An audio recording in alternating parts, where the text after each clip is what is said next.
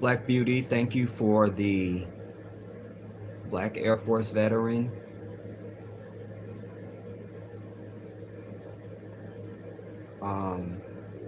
Story.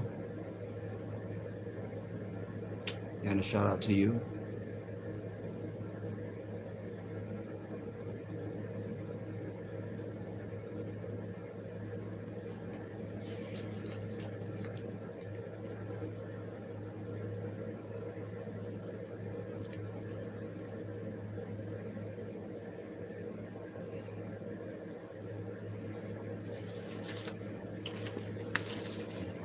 Situation.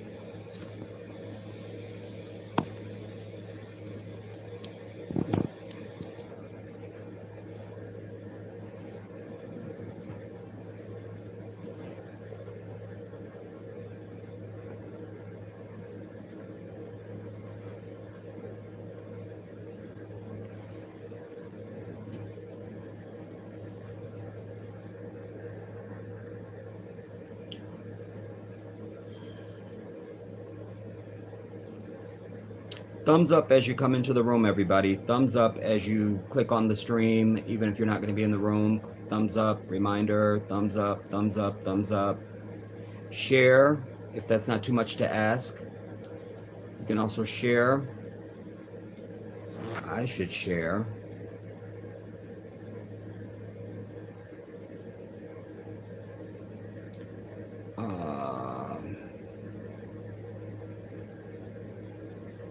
We'll do that first. And then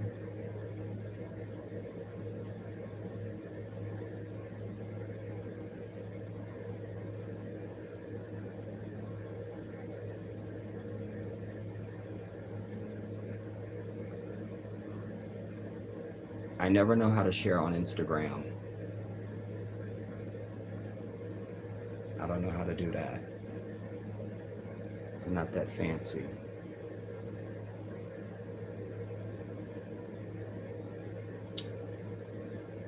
Okay, so scratch that.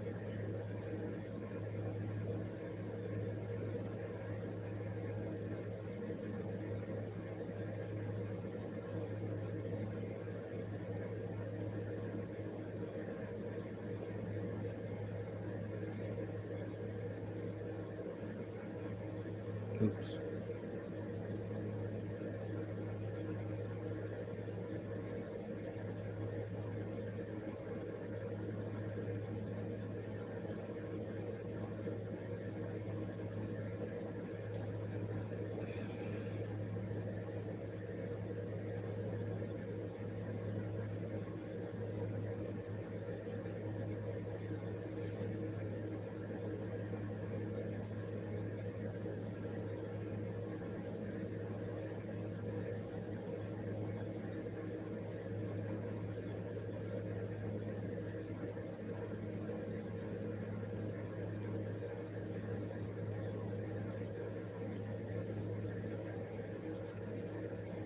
Damn it.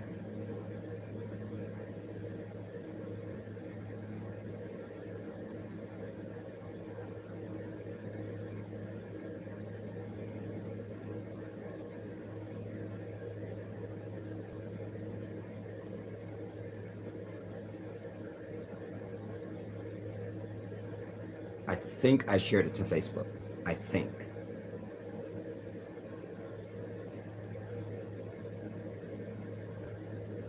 I think I did that.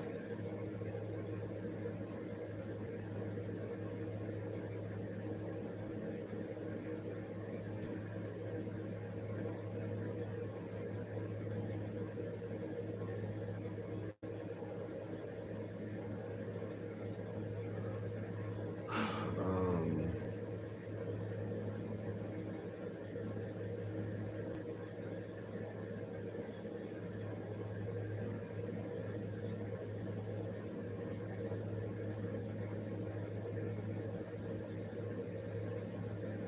okay.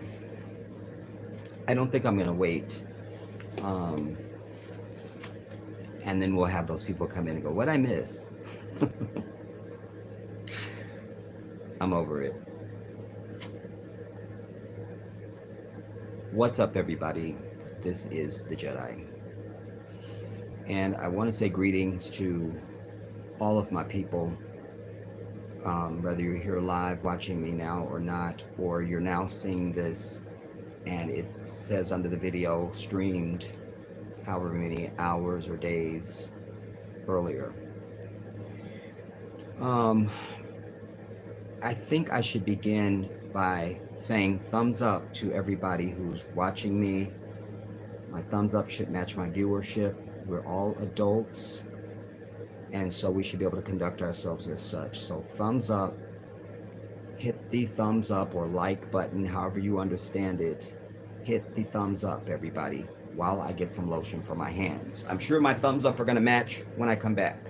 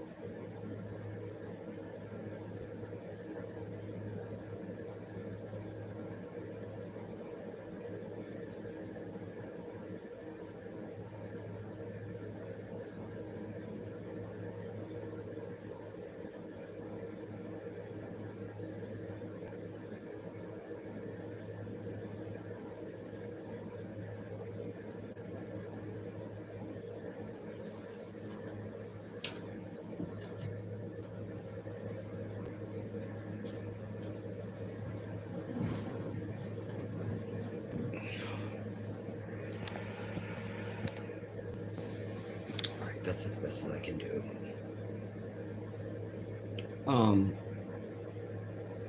I want to begin by shouting out Black Beauty always. Betsy, a shout out to you. Miss GNX, shout out to you. And Nola Vega, shout out to all of you. I should probably begin by saying, everybody, that in my last stream, if you watch the last, I don't know, half hour or something like that, I was very emotional. And because one of the brothers, something Israel is something, I can't remember his name, but he had asked me some question, or he had said he was going to get a Quran. That's what it was. He said he was going to buy a Quran, and I was telling him, you don't really need to buy a Quran. You can find out wherever the mosque is near you, and just show up there on any Friday, certainly any Friday, and just tell the brothers you want a Quran, and they'll give you one. And I was also telling him he could go to Quran.com, etc., etc. And then I just was explaining to him some things about Islam, and I was just kind of overtaken, spiritually. And in a good way, for those of you who didn't see it. I mean, it wasn't a bad thing, you know. It's just that I was just overtaken, and we were long already anyway, so that was fine. Um, but I just want to, I think I want to just say to that, um, for my people, it's important, this talk that we're going to have today, and indeed any talks I've ever had since before you knew me and since you knew me, and, our foundation of anything of power and achievement for our people, our future uh, children, and our legacy, and all those things, it all goes back to our spiritual center and the void that is right now. You understand?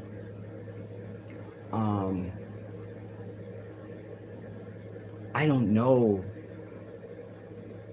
any more words to put together that would communicate that as strongly as I feel it and know it to be the truth. I'm always looking for new inspiration and new understanding and even vocabulary, to be able to bring across the things that I have in my soul. Because I know without a doubt that what I possess in my soul is the answer for our people at every level.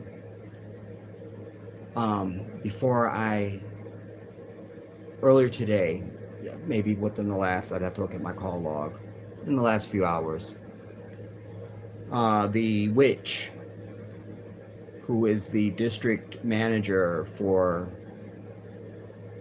Family Dollar, called me. I almost didn't answer the phone because it was a local number, and they have me calling these 866 numbers, so when I saw it was my local area code, I was like, but the whisper said answer it. And it was this Marion, Maria, or Miranda person calling me. Why I mention it is because I was trying to get across to her that my issue with this Family Dollar is so much more than the experience that was put upon me, certainly in my last altercation in the store. I needed her to understand that the act of the white bitch calling the police on me was actionable. At one point I even told her, I said, it's not a hate crime yet, but we're working on that. I needed her to understand this was not just a customer issue. It was more than that my humanity had been challenged and put upon in a way that I don't allow.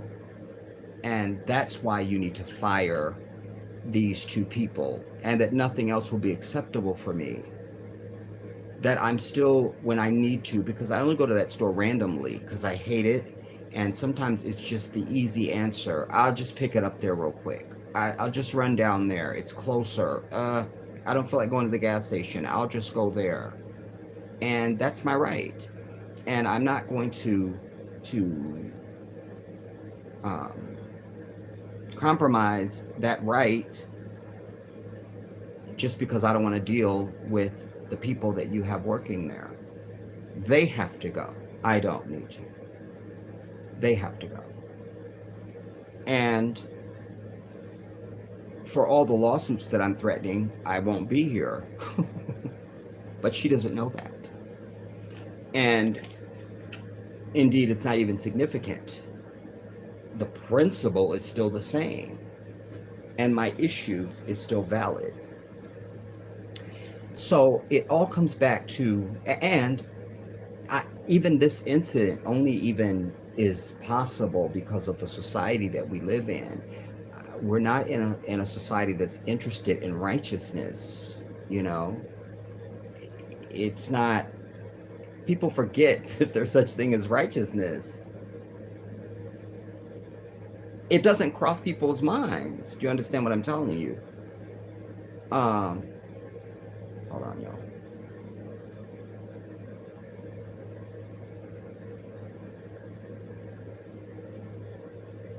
Um,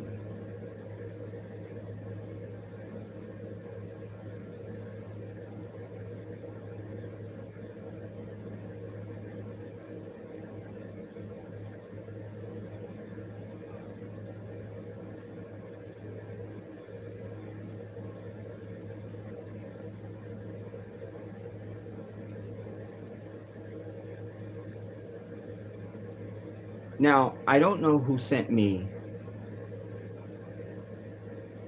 this thing with this, or if it was somebody told it to me. I don't remember. Thankfully, I made a note when Black Beauty sent me that one about um, the veteran, but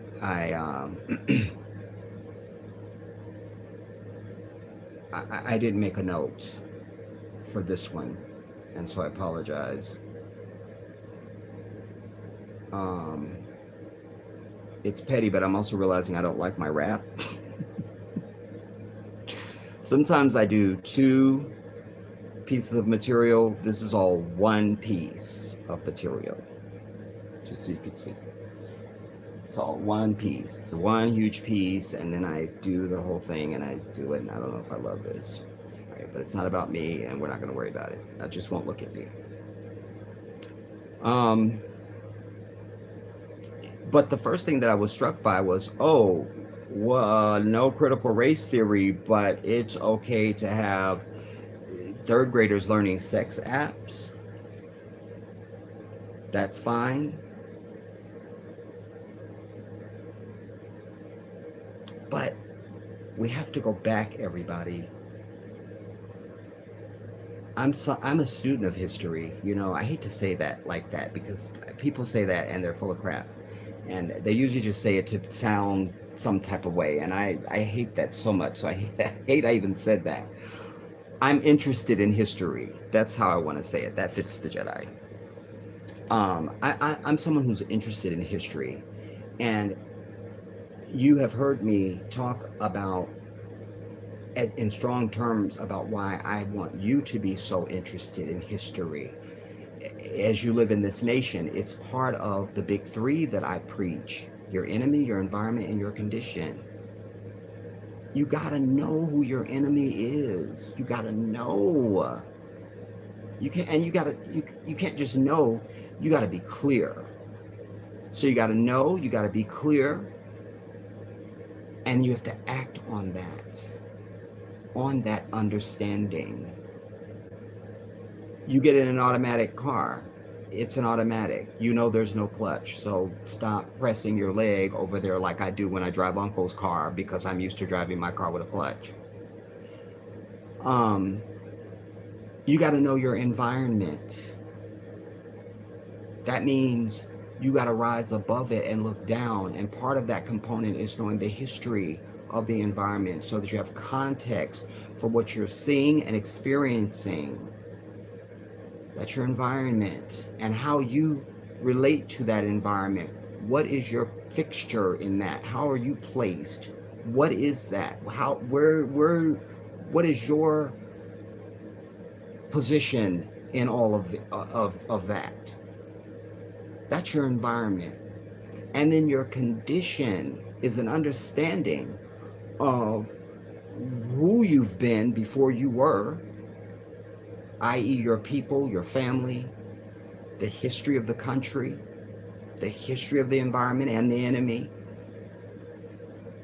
and how that informs your reality on the ground right now, you, both now and in the future, and what it has meant for you up till now. And how do you translate that information into a future articulation, desire, intention, success, education, living, procreating, all of that. Your enemy, your environment, and your condition. You have to be clear. And history is a big part of that. You know, I wanted to speak on this Wisconsin thing, this sex app thing. But before that, I had wanted to do a follow-up to a vignette that I had just put out not too long back, where I was talking about welfare and saying that really everybody, but I'm only ever giving a damn about us, but all people in this damn country should be on welfare, but certainly African people. I don't care if you make 7 figures, you understand, still get you a welfare coin some kind of way. And I broke down why I felt that way and blah, blah, blah. But I had wanted to come with another piece to that about education. And so what I want to attempt to do in this sitting is to tie those things together, because I also always tell you that all things are related. I want to know also from you, how many of you did your homework and watched Let the Fire Burn? Don't be embarrassed, just tell the truth. I can respect the truth more than lethargy or uninspired or anything else. Just tell the truth. Just tell the truth. Did you watch the documentary that I talked profusely about in our last talk? And I even put the link for it in the chat. And then after we were done, I went and put it under the video, in the video description of the stream. How many of you went and watched that? Just yes or no. Type that. Yes if you did, no if you didn't. Come on, this is interactive, everybody. I'm not here to pose and strike poses for you. I want you to talk back to me.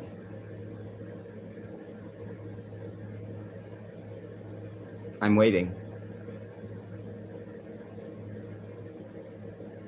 Thank you, Black Beauty, for your response. I'm waiting on the LV Glam. I'm waiting on Nola Vega. I'm waiting on Miss GNX. I'm waiting on Betsy. And anybody else who's out there watching me right now. I also always remind you guys, always refresh the stream when I say goodnight and I'm done, and you'll see the real count of the viewership.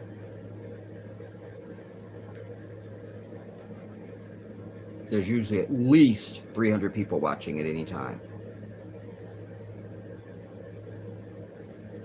And that's the truth.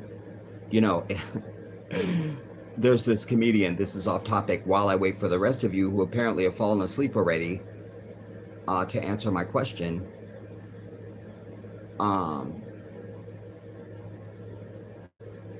There's this comedian, he's an impersonator really. He's an impersonator comedian that does Trump. He's the best one. He's the best one. Like, he just is. And I mentioned him because what I just cited for you is the truth. Like, thank you for that, LV Glam.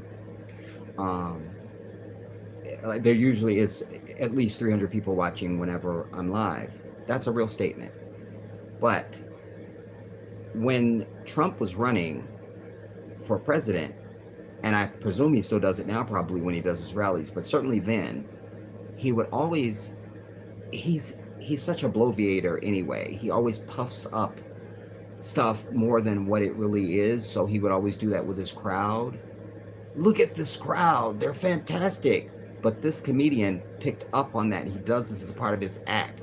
So literally he'll just be in a studio where there's just him and the interviewer. and he'll say, "It's so nice to be here, and I want you to know that my Secret Service detail told me there's 5,000 people here watching, but the press will say there's only 2 people in a television studio." I mean, he kills me with that, and it clicked with me because I know Trump used to do that.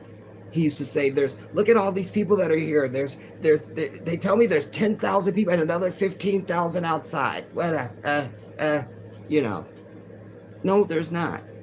And even with the inauguration, he tried to say that it was more than Obama's. It was the biggest inauguration ever, but we had the video, the pictures of the National Mall. It wasn't. It wasn't. No. So anyway, so that's a real number I'm giving you. So history. So I'm someone who goes back often, and it's so essential that I impress this upon you, everybody, because the society is moving at the same pace it's always moved, but the information is moving very quickly. They're changing the subject every 5 minutes, even in a 24-hour news cycle. So you have to keep up. And history becomes even more crucial because you've got to be able to reference and go back so that you could understand. And that's also how you understand your enemy, because you have to understand patterns. You understand patterns of behavior so that you can predict outcomes based on previous behavior and modus operandi. You have to. You must. I was talking to Uncle the other day. I was sitting with him and something we mentioned, and I said, yeah, well, before I tell you the story, let me ask you all another question. First of all, I want to say thank you for your answer, LV Glam. Betsy, thank you for your honesty. Anjane, I shout out you and a kiss to you. Did you watch Let It Burn, Anjane? That was the homework from the last stream. Andrea Smith, shout out to you. And a kiss.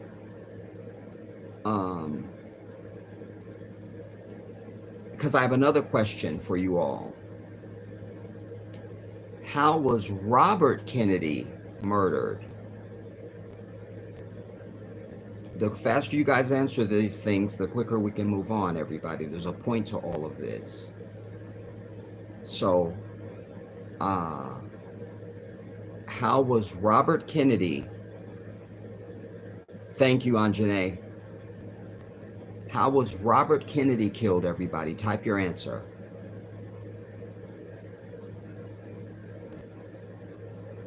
Maybe I should put up a time clock. How was Robert Kennedy killed? I'm going to put up a timer for you.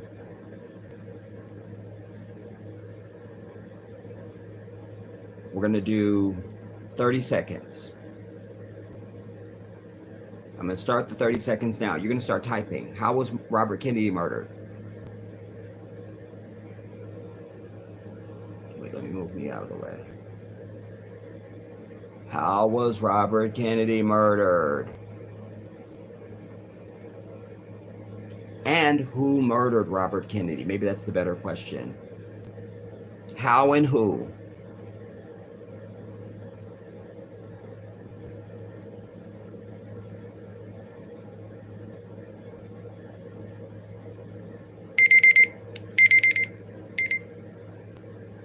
Who murdered Robert Kennedy? I'll put another 30 seconds on the clock.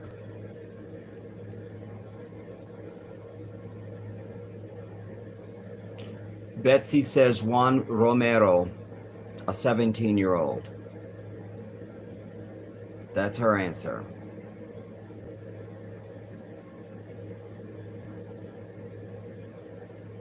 Ten seconds.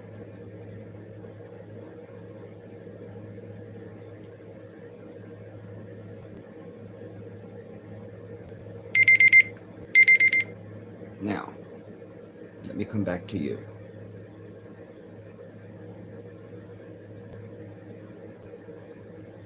Uh, Cal-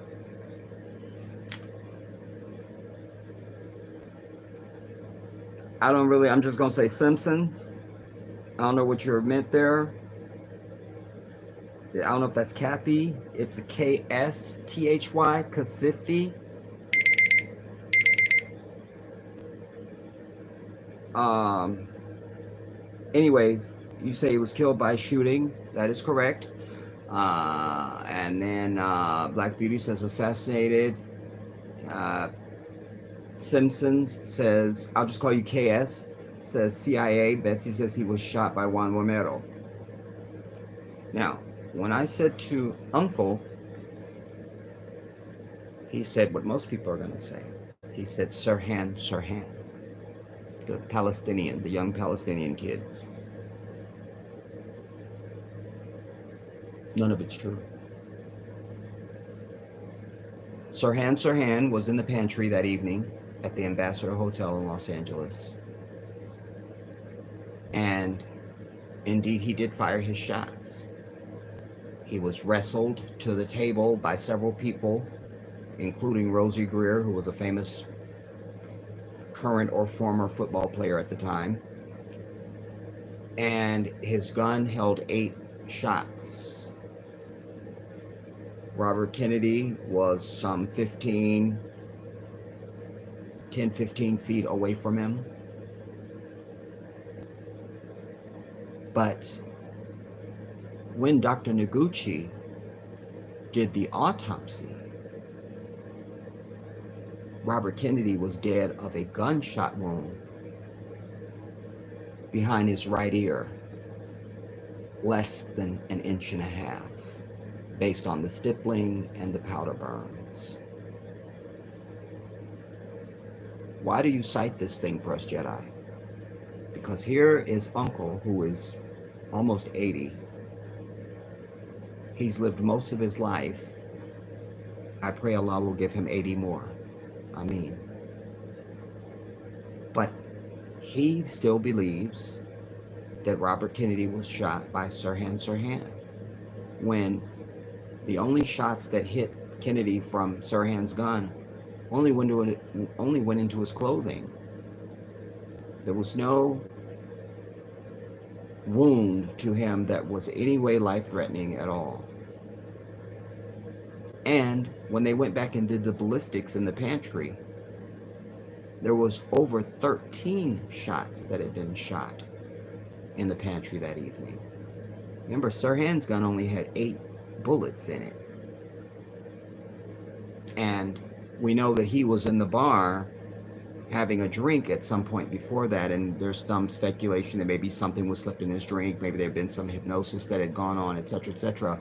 But to this day, if he's not dead already, Sirhan has always maintained he has no memory of this shooting at all.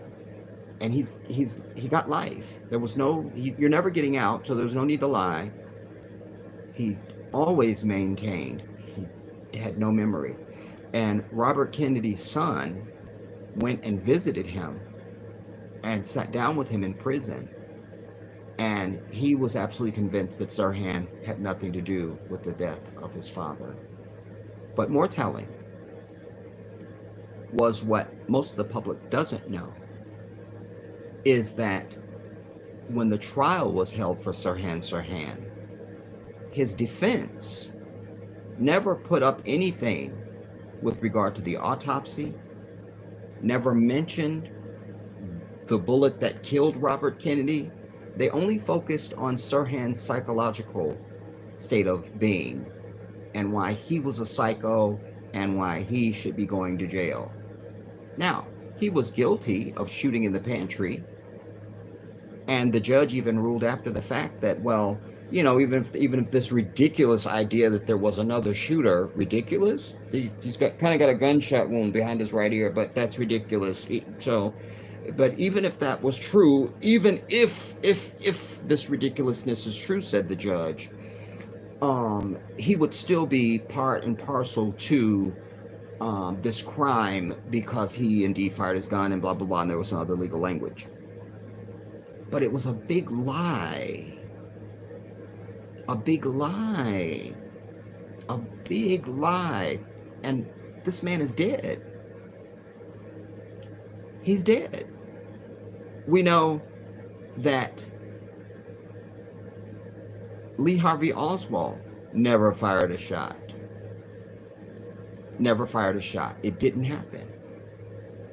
We also know that Abraham Zapruder's film that we all see today is an altered video. Jedi, what does this have to do with anything? Just stay with me, my people. Because this is the critical thinking that you should be applying over everything in the society. Everything. Just like I was trying to tell the district manager from Family Dollar earlier today. There's a bigger picture here than trying to charge me the wrong price for some shit when you're advertising it at another one. It's bigger than that. Because I bring my whole humanity to everything that I'm presented with. All of me, all the bags, all the shit. There's no carry on. It's all of it is with me. The whole truck. I bring that to everything. And that's what you have to do in this society. You have to apply all of this, all past crimes and current goings on. You have to apply that to right now. You cannot ever adopt that things have changed or we've evolved or it's a different time now. None of that is true. I've been preaching since before you knew me, and certainly since you have, that ain't shit changed. Nothing has changed but the day and the weather, depending on where you live. Nothing has changed, everybody. Nothing has changed. And when you can get African people to operate in that context and understand, then first of all, you're confronted with a reality that you're going to have to just get over, but then you're going to be able to deal with it. I am who I am, and I move the way that I do, and I speak the way that I do because of this understanding that I want for you. That's it. And I've always believed if I can do something, anybody else can do it too. I'm aware of my gifts, and I know some of my gifts are just for me, just like your gifts are just for you. They're to share with others, but they're just for you. You've been given it. But there are vast many things that if I can do it, so can you. So do it. You know, that was my biggest principle when I used to teach dance as a choreographer. I hated when somebody told me I was looking for perfection. No, I'm looking for what I can do. I can do it, you can do it. Cue music, give it to me. Do it. I didn't ask you to levitate or pull a bird out of midair. I just taught it to you. You saw me do it. Now you do it. That's it. If I can do it, so can you. But this is far more critical because this goes to unity. It goes to our future. It goes to economics. It goes to how we rear our children. It goes to our place in the society or not, and all these things. There's so many more implications here, do you understand? So I had to go back to these incidents because I want you to understand when you look at Kennedy, JFK and RFK, when you look at MLK, a lot of K's going on. I never realized that till just as I said it to you right now. But RFK, JFK, MLK, Jedi K, I mean, just there's a lot of K's going on. But, and then Ted Kennedy, this is important to bring in, and we'll bring in Marilyn Monroe too. I promise you there's something in this for you, my people. Just bear with me and don't exercise impatience. Patience is a valuable virtue, and it always has a good yield. Do you understand? That's why a hen sits on that damn egg and waits. In the case of Ted Kennedy, in the state of Massachusetts, Massachusetts, that established the system of autopsy investigation and sort of your first CSI and coroner type stuff. In that very state, a woman is found in a car at the bottom of a lake or a river. The coroner shows up because he's going to see the body when they pull it out, and there's going to be, and they say no autopsy.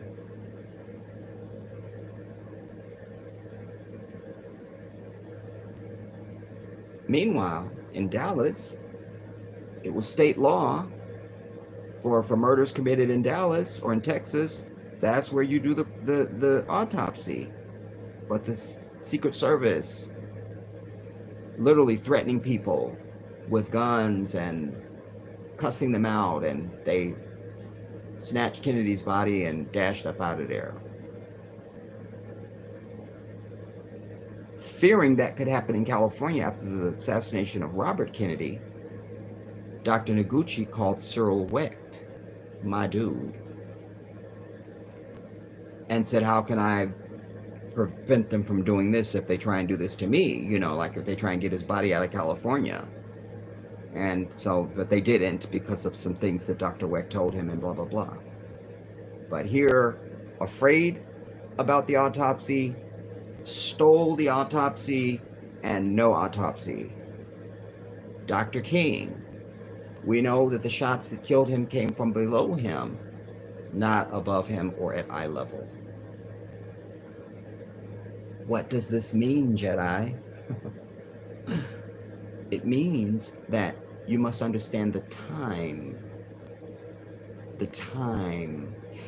For those of you who saw my 9/11 video that's here on the channel that I did years ago, on my old channel, but luckily I still had it on my computer, so I was able to upload it to this channel. So it's one of my finest pieces of work. I opened that piece with the JFK assassination. I'm talking about 9/11. I opened it with the JFK assassination because though I wasn't on Earth, and I presume many of us weren't on Earth at the time that Kennedy lived and was killed, whatever age I was that I knew about this murder and began to understand there was another point of view other than what had been taught to me in school or something, I became obsessed with it. But as it related to 9/11, I began to understand that that event had a lot to do with 9/11 because it was a different time. It was a time when the government or the media said something, you just believed it. And for the most part, you kind of could. There's way more. This was before the corporatizing of media, when media was still independent. You know, they could come in and whisper some things, but there wasn't the anchor at the desk reporting to you on the nightly news wasn't beholden to, Pfizer or Ford or, Coca-Cola or somebody. They really could just report it as it was. And that moment of the firing of that headshot in Dallas on November 22nd, 1963, I was making the case, and I still do, is what led to 9/11 and created the atmosphere where the people would just sort of fall in line and start waving flags and shit and remember our heroes and our first responders were the most important thing, and not that a mind fuck had been pulled off on all of humanity by telling you it was 19 people with box cutters taking down multi-billion-dollar commercial airlines. This all matters. Now, when you move into, because I always tell you things don't just become, there's a pathology.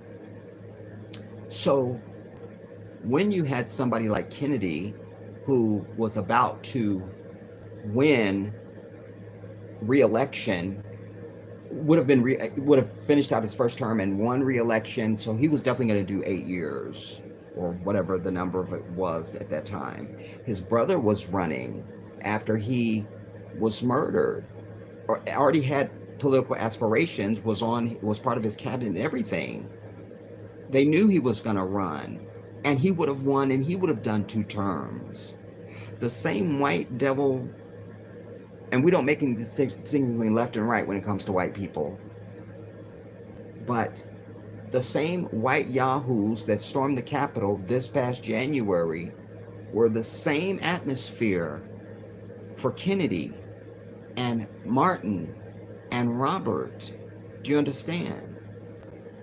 Kennedy was talking about getting out of Vietnam and dismantling the CIA and normalizing relations with Cuba, and he had talking to Khrushchev in Russia, and it was all going to be cozy and fine.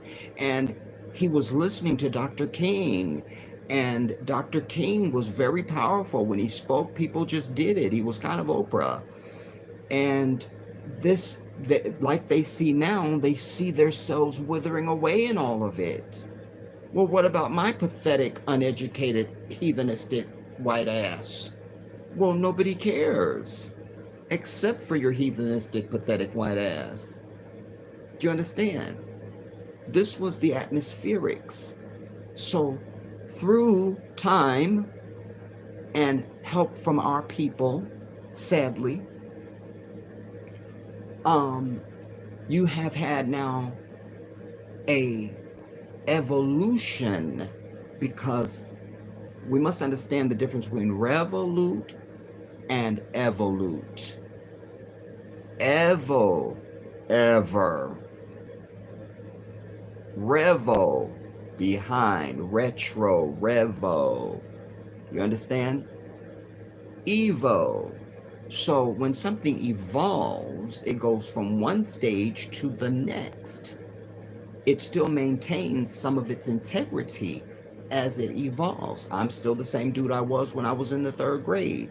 Not nearly as cute, but that's not the issue. I'm still the Jedi. I have evolved. I have facial hair. I am a man. But I'm still the same dude.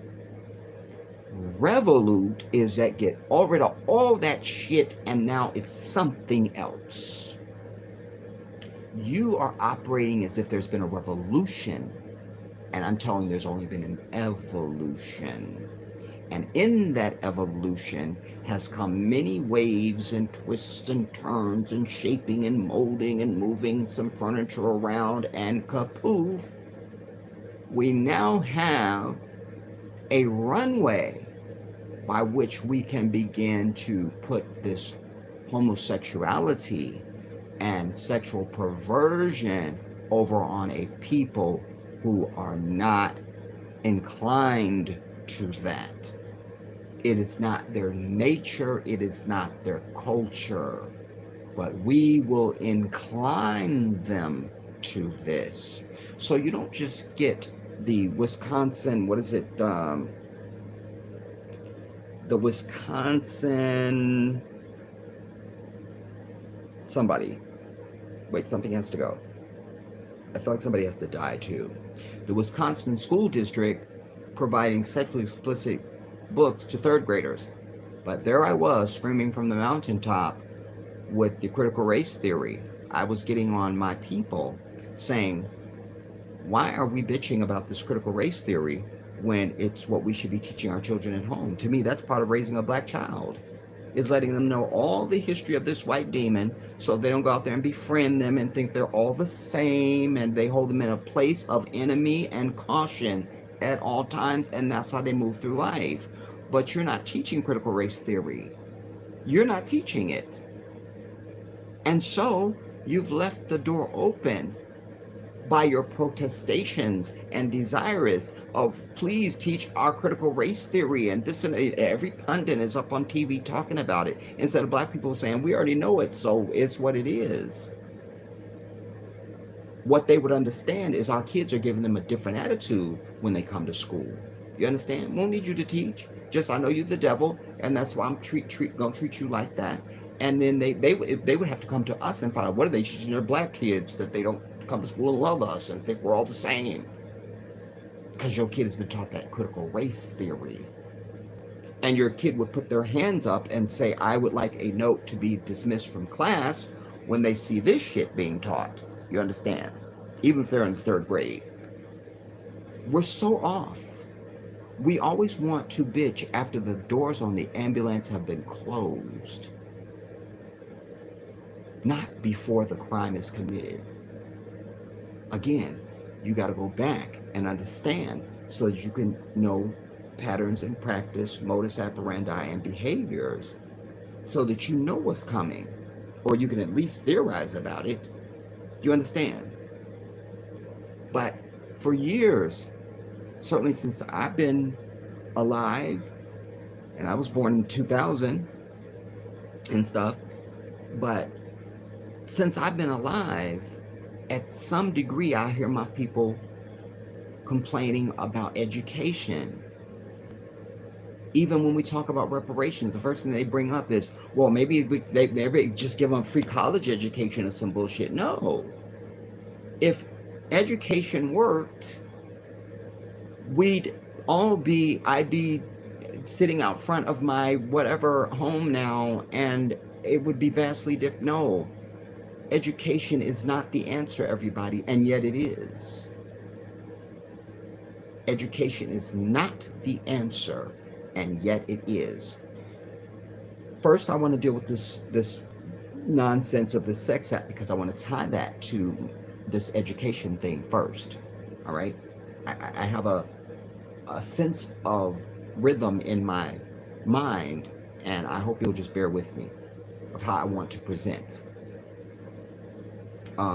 so that it's the most effective. Now, Wisconsin School District provides sexually explicit books to 3rd graders, bitch. Material teaches students how to use sex apps. I haven't read it. Don't remember who shared it with me or how I learned about it. But students in Wisconsin, in the Wisconsin School District, have access to a slew of sexually explicit books via their, I can't, where's my punch?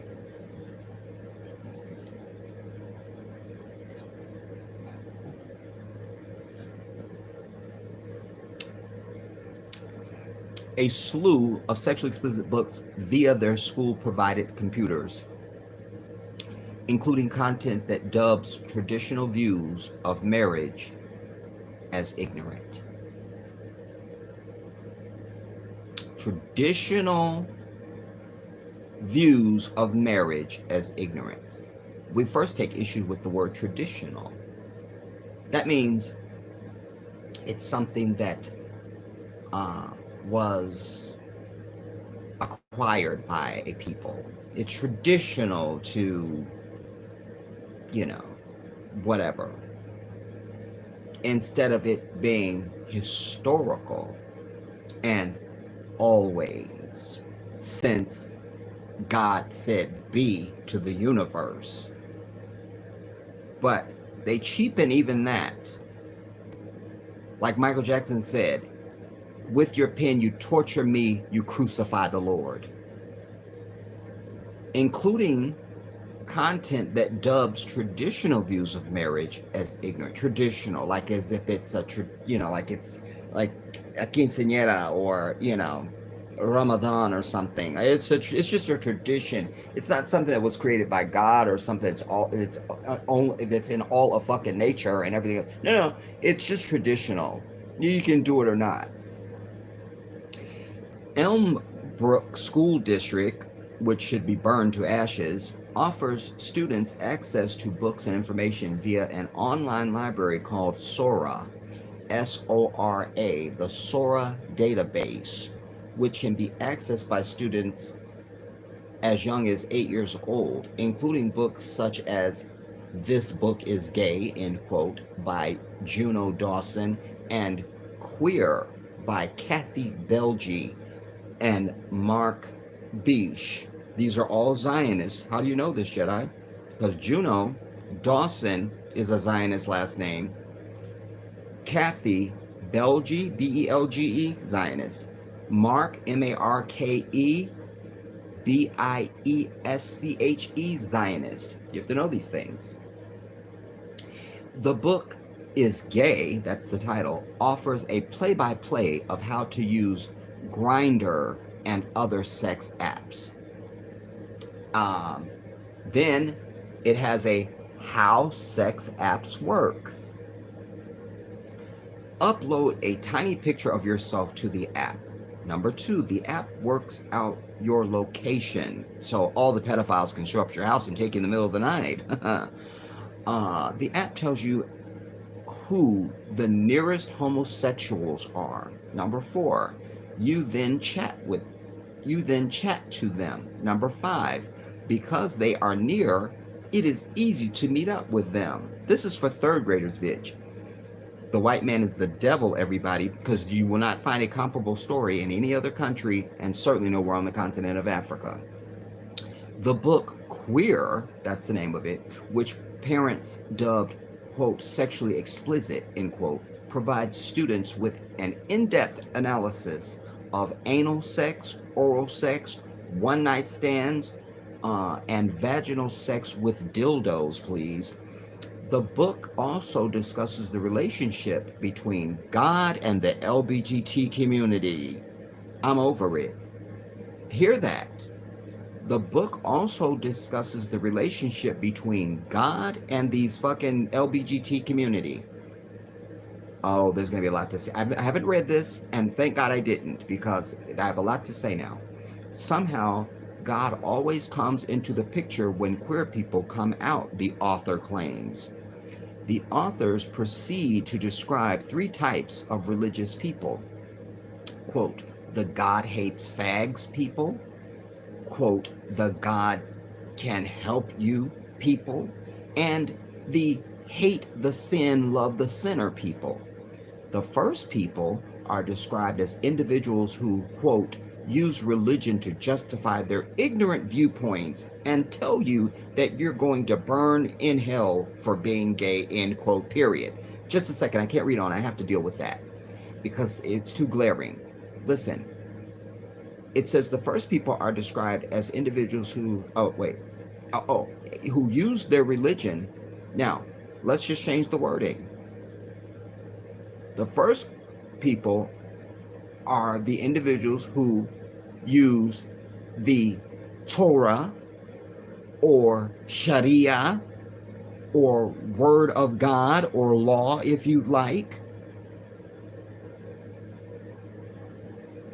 to justify their ignorant, even though they're using what the divine has said, to justify their ignorant, because man knows better than God every day. You guys know that. Of course we know better than God. God doesn't know anything. Everybody knows that. Their ignorant viewpoint and tell you that you're going to burn in hell for being gay. The God can help you people. These people try to convince you that God will help you become straight. They will try to save you, end quote, in this way. And they are big fans of reparative therapy, the book reads. Quote, the hate the sin, love the sinner people. These people try to tell you that even if you can't help being gay, you should never act on it because gay sex is immoral and ungodly. Wendy Dorn, D-O-R-N, a parent activist in the district, told the Daily Wire, that I'm reading from, that the district uses a content filter called Securely to weed out sexual content. I want to stop there because I'll pick back up with Wendy, because I want to go back, because I thought at some point they were going to give me the definition of this, or if it's an acronym or not, of this word Sora that we heard earlier. It says that the online library is called Sora, S-O-R-A. And it's all in capital letters, and that's very close to surah, S-U-R-A, which is a chapter of the Quran. Why surah? Why surah? And they never explained it, at least they haven't up till right now. We'll just go back to this Wendy Dorn person, but I had to point that out to you. So Wendy Dorn is an activist, and she told the Daily Wire that the district uses content filter called Securely to weed out sexual content. But Wendy is an activist. She's a parent activist in the district. And she sells the wire, so she could be a double agent bitch. Is she saying, oh no, they have a thing that filters it out? What's her side? We'll just have to read on.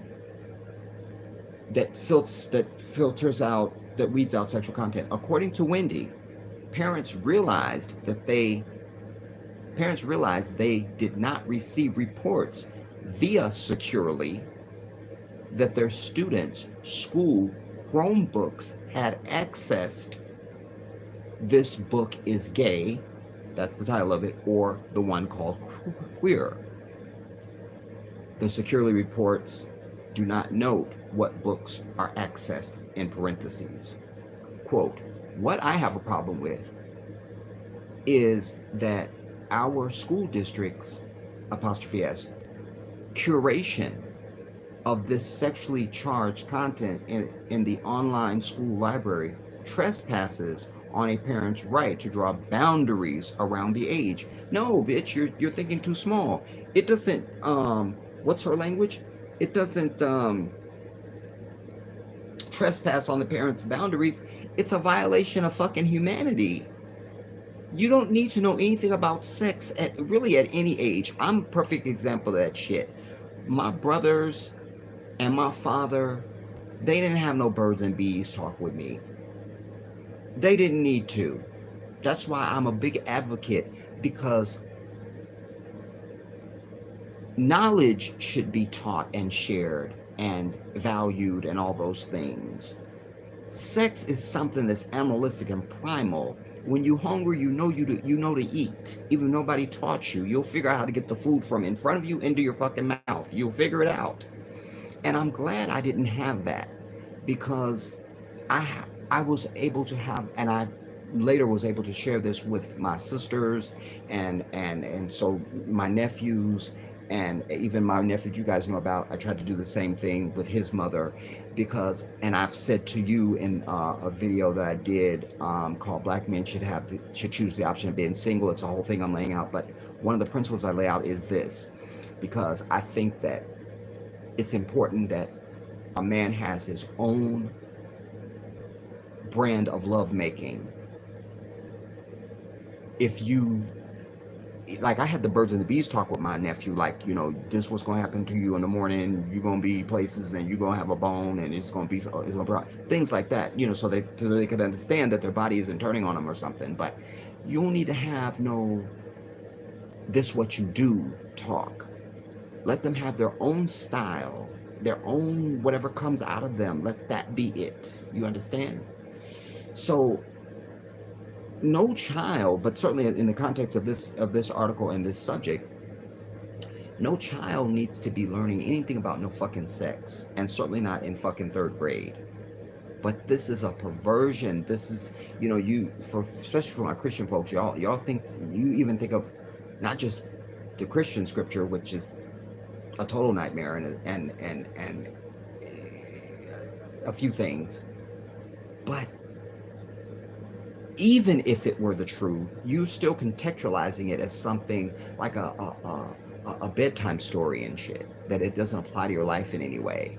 And so when it comes to the story of Lut and the story of Sodom and Gomorrah, you seeing that as something verily and historical, and you're living in that shit right now. Like, this is it's on right here.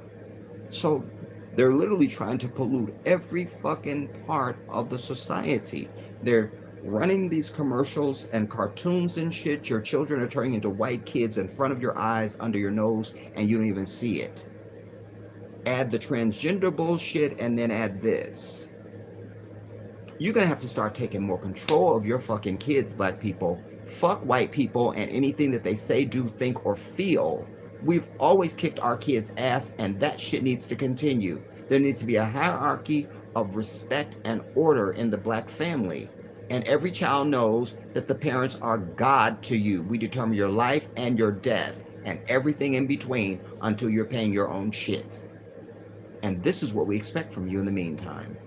That's what it's got to be. And when you have shit like this being taught, then you pull your child out of that school and you sue the fucking school district for perversion.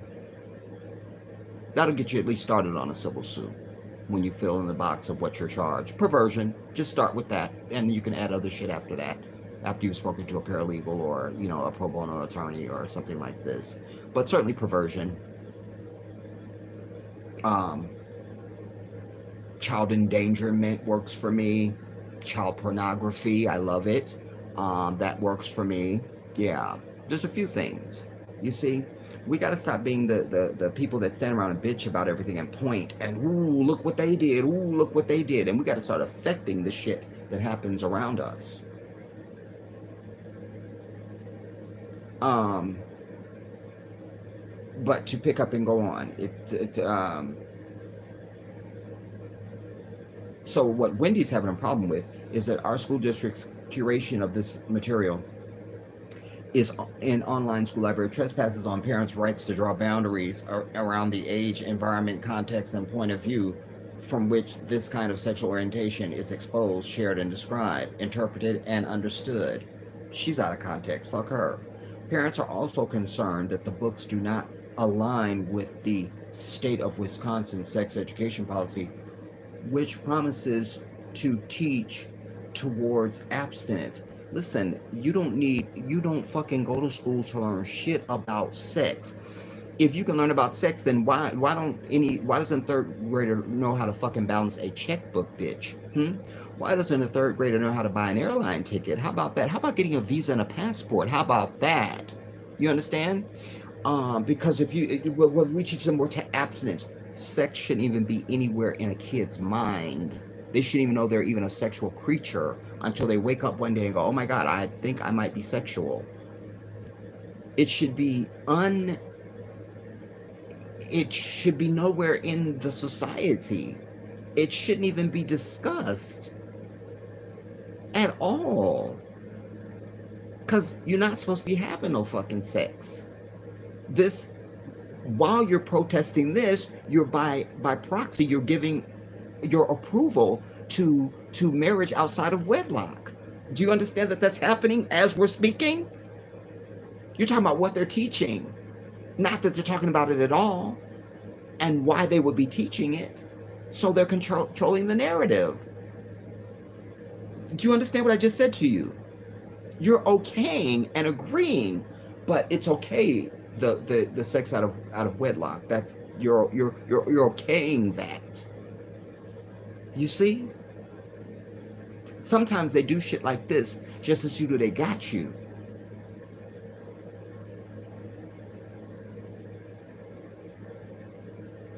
The policy promises to, quote, stress the value of abstinence as the only reliable way to prevent pregnancy and sexually transmitted infections, but not in that same sentence is the only way that God has ordained, and that you'll go to hell for even having sex, period, the fucking end. That's nowhere in the literature or in this article. Hear how they ended. The policy promises to stress the value of abstinence. So it's still okay to have sex. Of abstinence, and as the only reliable way to prevent pregnancy and sexually transmitted infections, and shall identify the skills necessary to remain abstinent.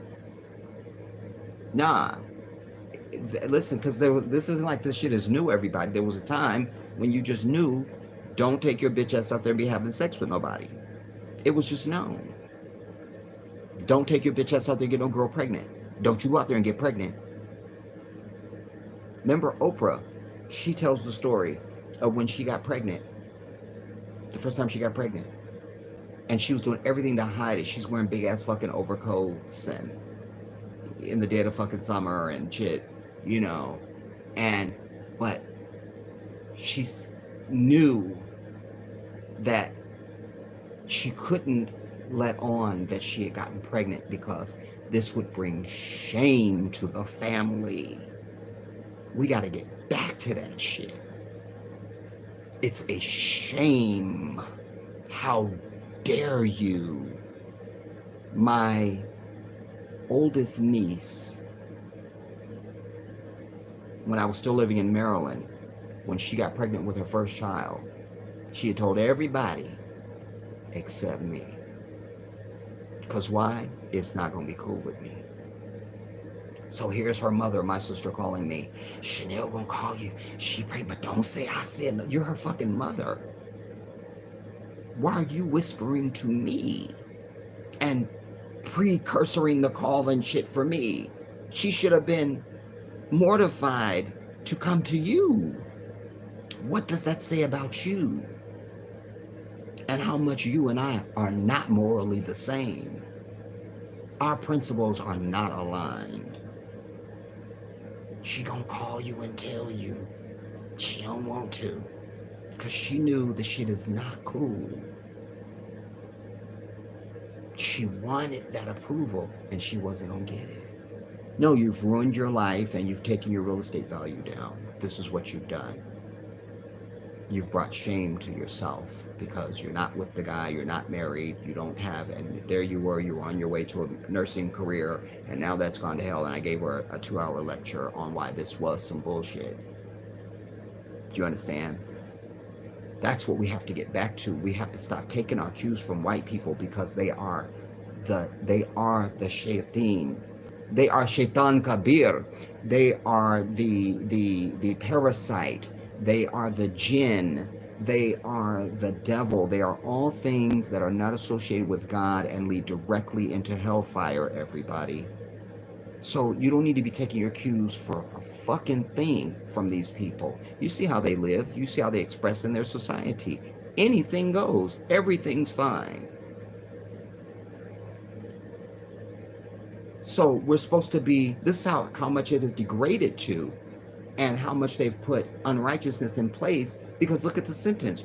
The policy promises, instead of we're not going to have shit to do with your kids on sex and please forgive us and don't sue us, the policy promises to stress the value of abstinence as the only reliable way to prevent pregnancy and sexually transmitted infections, and shall identify the skills necessary to remain abstinent and present abstinence from sexual activity as the preferred choice of behavior for unmarried pupils. Like a third grader would be married anyway. Are you serious?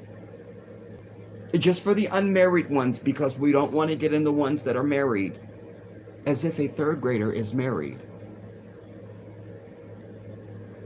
Am I being ridiculous? Do you understand what I'm telling you? Elmbrook School District has been scrutinized by parents for months after it announced that it was reevaluating its social studies curriculum. You got a social studies curriculum, bitch? That should be just for white kids to try and de-savagize them. You understand? Here's how you don't be a savage. Look at the black kids. See how nice they are? See how unsavage they, see how civilized they are and how nice they are? See how they don't start any shit with you and they don't make fun of your hair and they don't call you names? See how they never bring up race? That's what your white ass should do, Timmy, huh? But no. It's social studies curriculum. Local activists demanded that the new curriculum now you're begging them for the unrighteousness. You see, local activists, no doubt some Negroes were involved in that, demanded that the new curriculum include, not go to hell and get this shit out of our face completely, demanded that it include teaching children that white feminism, end quote, failed racial minorities.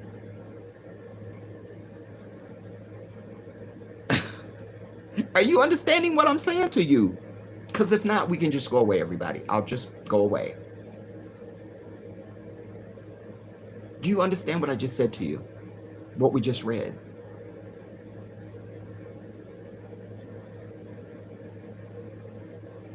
Now you want your third grader to know about feminism and that it failed racial minorities, and it's a fucking third grader.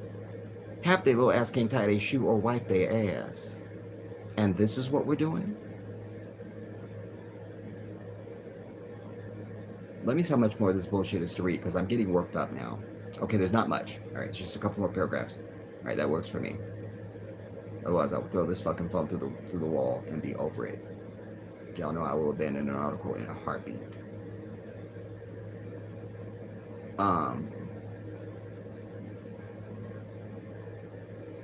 Wow.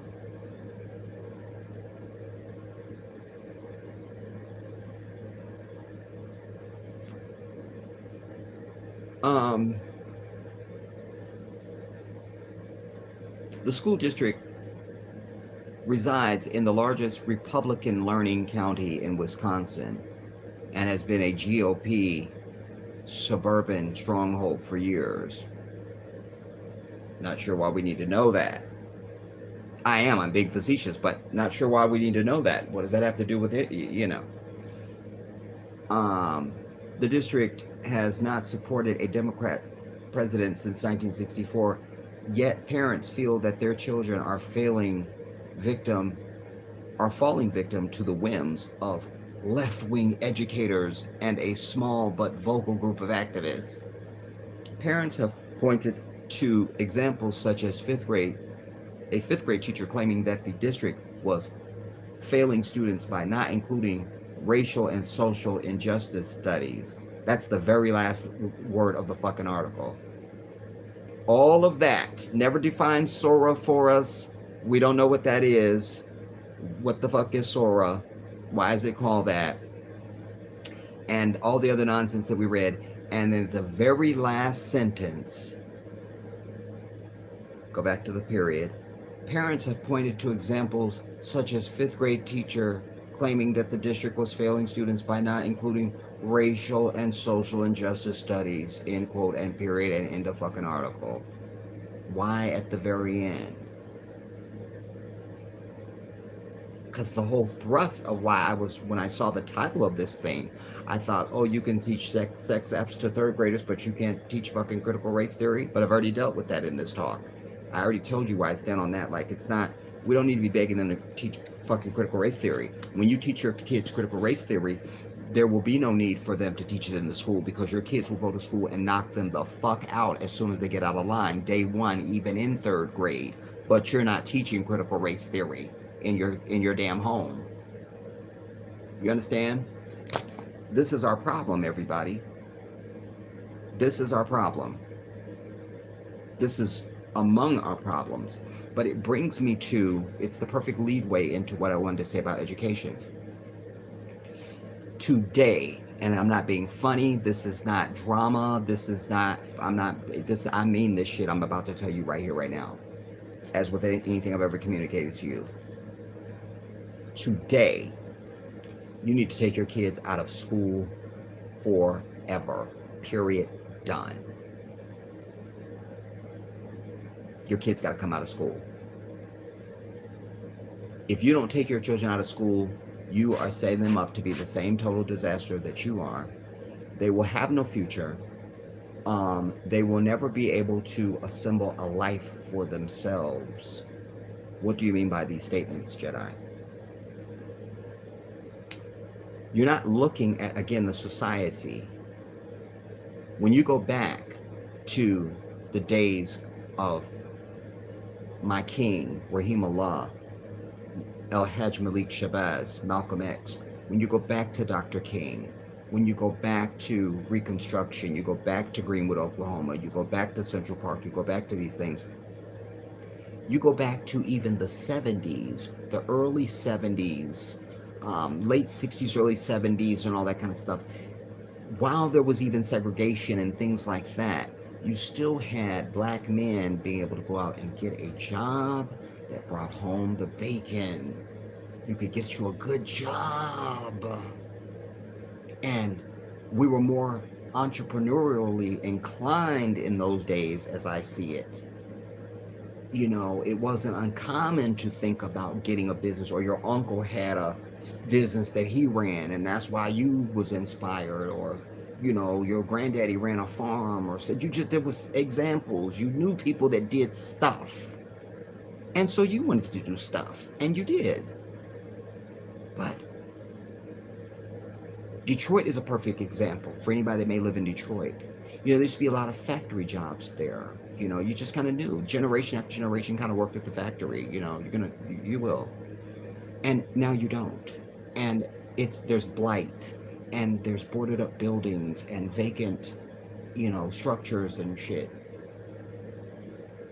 But you're also dealing with a gig economy and an e-economy. You sending your child to school to continue to learn fucking calculus and shit is child abuse. It's tantamount to child abuse and child neglect.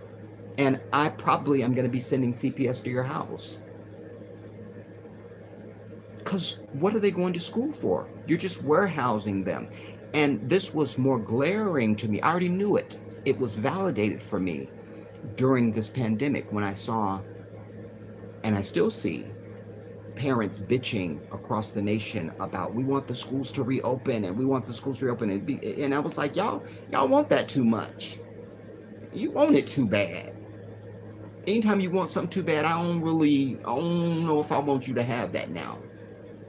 And I'm somebody that wants you to have whatever you want. But you want it too bad. Why do you want this so bad? Because what I know to be true and what has been proven out to me is that parents are sick and tired of their own damn kids. And your kids are worse now and getting on your nerves worse because you're not kicking their ass, because you've bought into that for at least since the 80s. You've bought into don't kick your kids' ass. So now they're a problem to you at home. You don't have total control. If any kids are around me, I have total and complete authority. If I say stop breathing, they do it. I don't play games. But you're not exercising that. So suddenly kids have all these rights, and they have an opinion, and it's what they say, and they can slam their door, and they can go to their room when they want, and they need their privacy, and none of that shit is going to happen with me. I am God over you. Period. So parents don't want their kids at home. So you don't really care about the investment of their intellectual growth and development. You just want them out of the house. That's what's real. I saw some parents here, they were doing a news story here. I was over at Uncle's. This was, I don't know when it was. And they were doing a segment on this. And, the parents were out there. And, we just want the kids back in school, and it's time for, and you're ready to let them have a fucking shot and take that fucking poisonous ass vaccine in their arm. Whatever they need to do, just get them out of the house. Yet you claim you love your children so fucking much. You don't. I'm telling you, you don't. You're a neglectful parent. You're a total disaster, and you should be up on charges. Now, why you don't want your kids to go to school is because it used to be a time when many of the things that would be of value to a child's growth and development intellectually, the basics, just the basics, weren't available except for in a school or in a library or something like that. But now,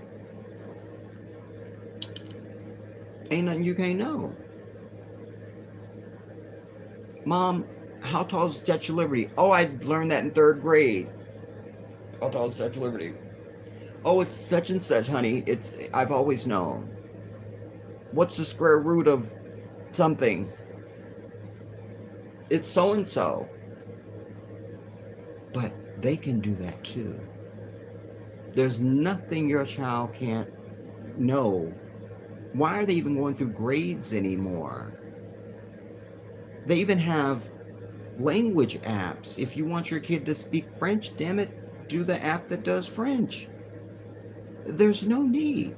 School is a game now, everybody, and its purpose is only to serve the aristocracy, the elite, the there-to-do, and to warehouse you into a robot, because there is no need for school anymore at all. If you so dedicated to school and you just think you just care about your child's education, then you would tell your child today, listen, your bitch ass is going to maybe freshman up to freshman year high school and you're out. I'm still against that really, but maybe you just can't get it together. So fine. But after that, they need to be out because your child needs to go to a trade school.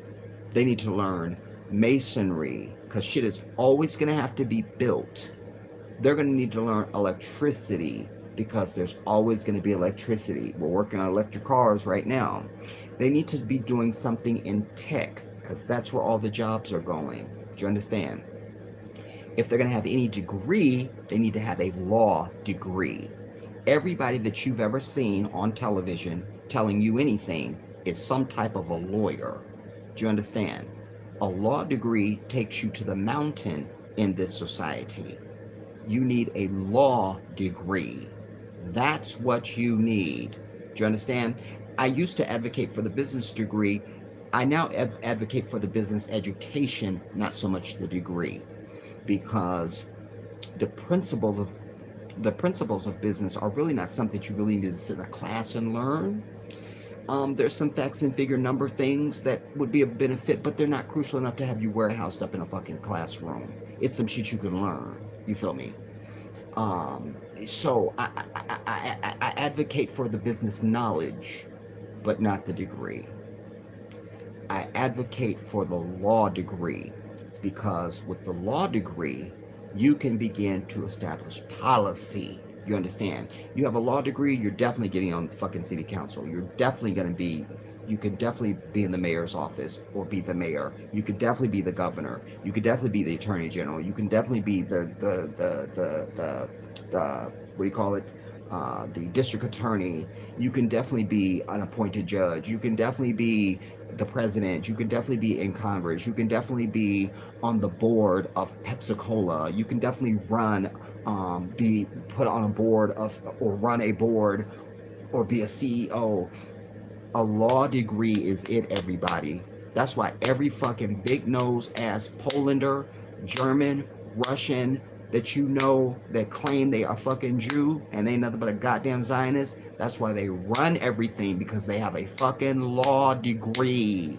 That's what they do. They either do law or medicine, and usually that medical doctor also has a fucking law degree. Case in point, Dr. C.R.T, my favorite pathologist ever in the history of ever. Him and Dr. My other guy, he'll come to me, inshallah. All knowledge is with Allah.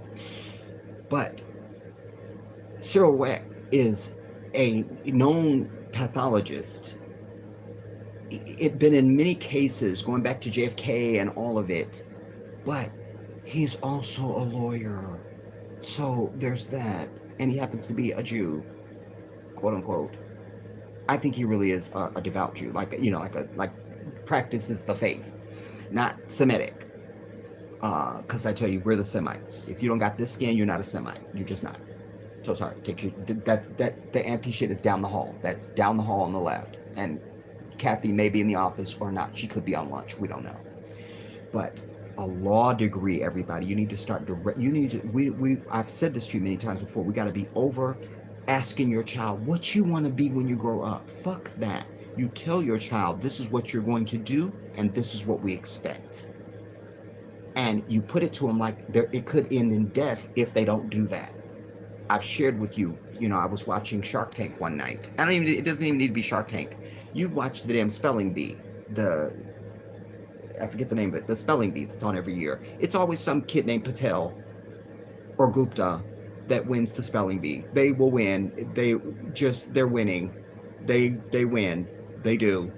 They outspell everybody. Words that humanity has never even known, and they spell it and they get it right. They do, because it is paramount in the culture. It's part of their way of life to learn the right shit. There was a chick on Shark Tank. Her parents were out in the thing. The camera was on them at one point.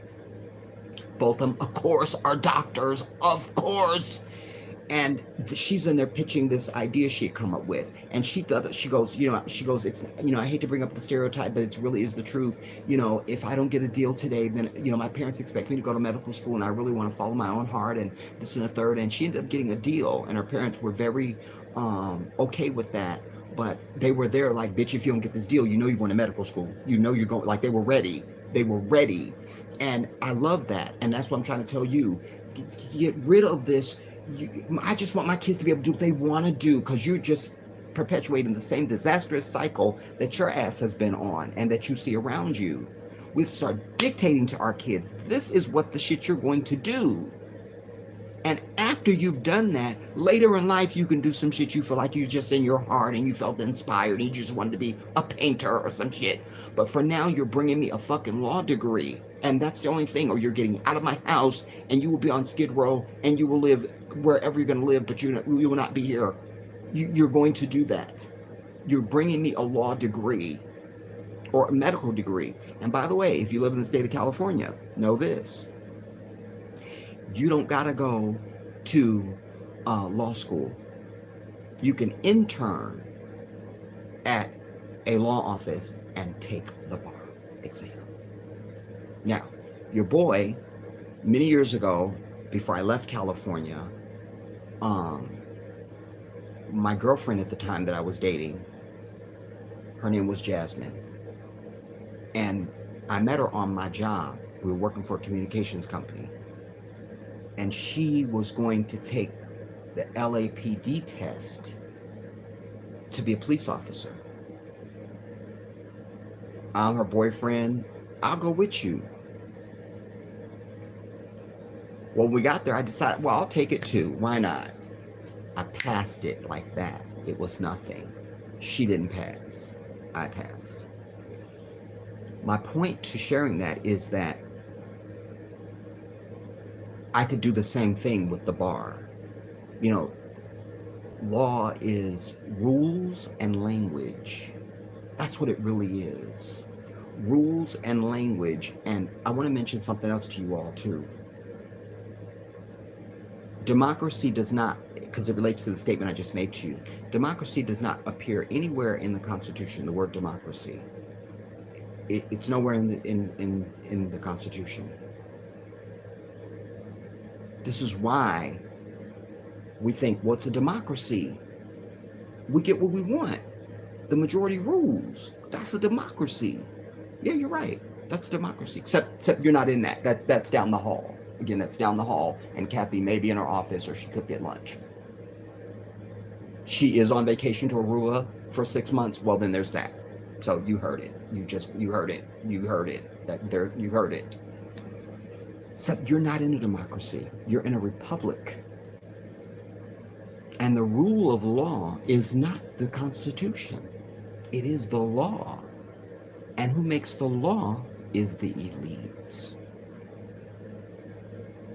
So you're like, well, how come the democracy doesn't work?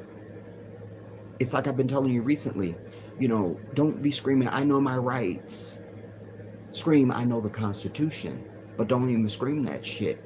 Articulate yourself and your movements and your actions that will show, oh, you know what you're talking about, you know what you're doing. They'll proclaim, you know your rights. You don't need to proclaim it. If you're proclaiming it, that means you don't know them. If you got to say it, you don't know it. It's like rich people. You don't know they rich. If you got somebody bragging about they being rich, they just got a few coins, and it'll be over in a couple years. They don't got no money. They ain't got no money. If you're talking about it and showing it, you ain't got no money. Rich people do not show their money. So you're not in a democracy. You're in a republic. And your children need to understand that. So they need to be in a position where they can affect the law. I would dare say that one of the reasons why we get such inefficiency out of the Black Congressional Caucus, and I make this statement in a speculative context, I don't know this to be fact, but I don't know if Maxine Waters is a lawyer. I don't know if John Lewis was a lawyer. I don't think he was a lawyer. I don't think James Clyburn is a lawyer. I don't think any of these damn black ass Sambo ass fucked up Christian people representing you in a goddamn Congressional Black Caucus. I don't think any of these people are lawyers. Lawyer, you understand? Law degree. It's got to be that, everybody. You got to tell your kid, I don't give a fuck what you want. I know what's best. And as adults, whether we're parents or not, we still have stewardship over children. I'm not even a father, and I don't care how grown you are, I still take you under my wing and lecture your bitch ass and tell you what you need to be doing and what I expect from you. That's how you change the culture. I don't need to be related to you to tell you what to do. And I know what's best. I know what's best. I'm the adult, so this is what you're going to do. Go do that. So certainly you should be doing that over your own damn children. You tell them, scrap all the shit you ever knew. This is out. Now, also, if they come up with a great idea and, they get rich or, have some way to establish generational wealth, then celebrate that. But we still want the law degree.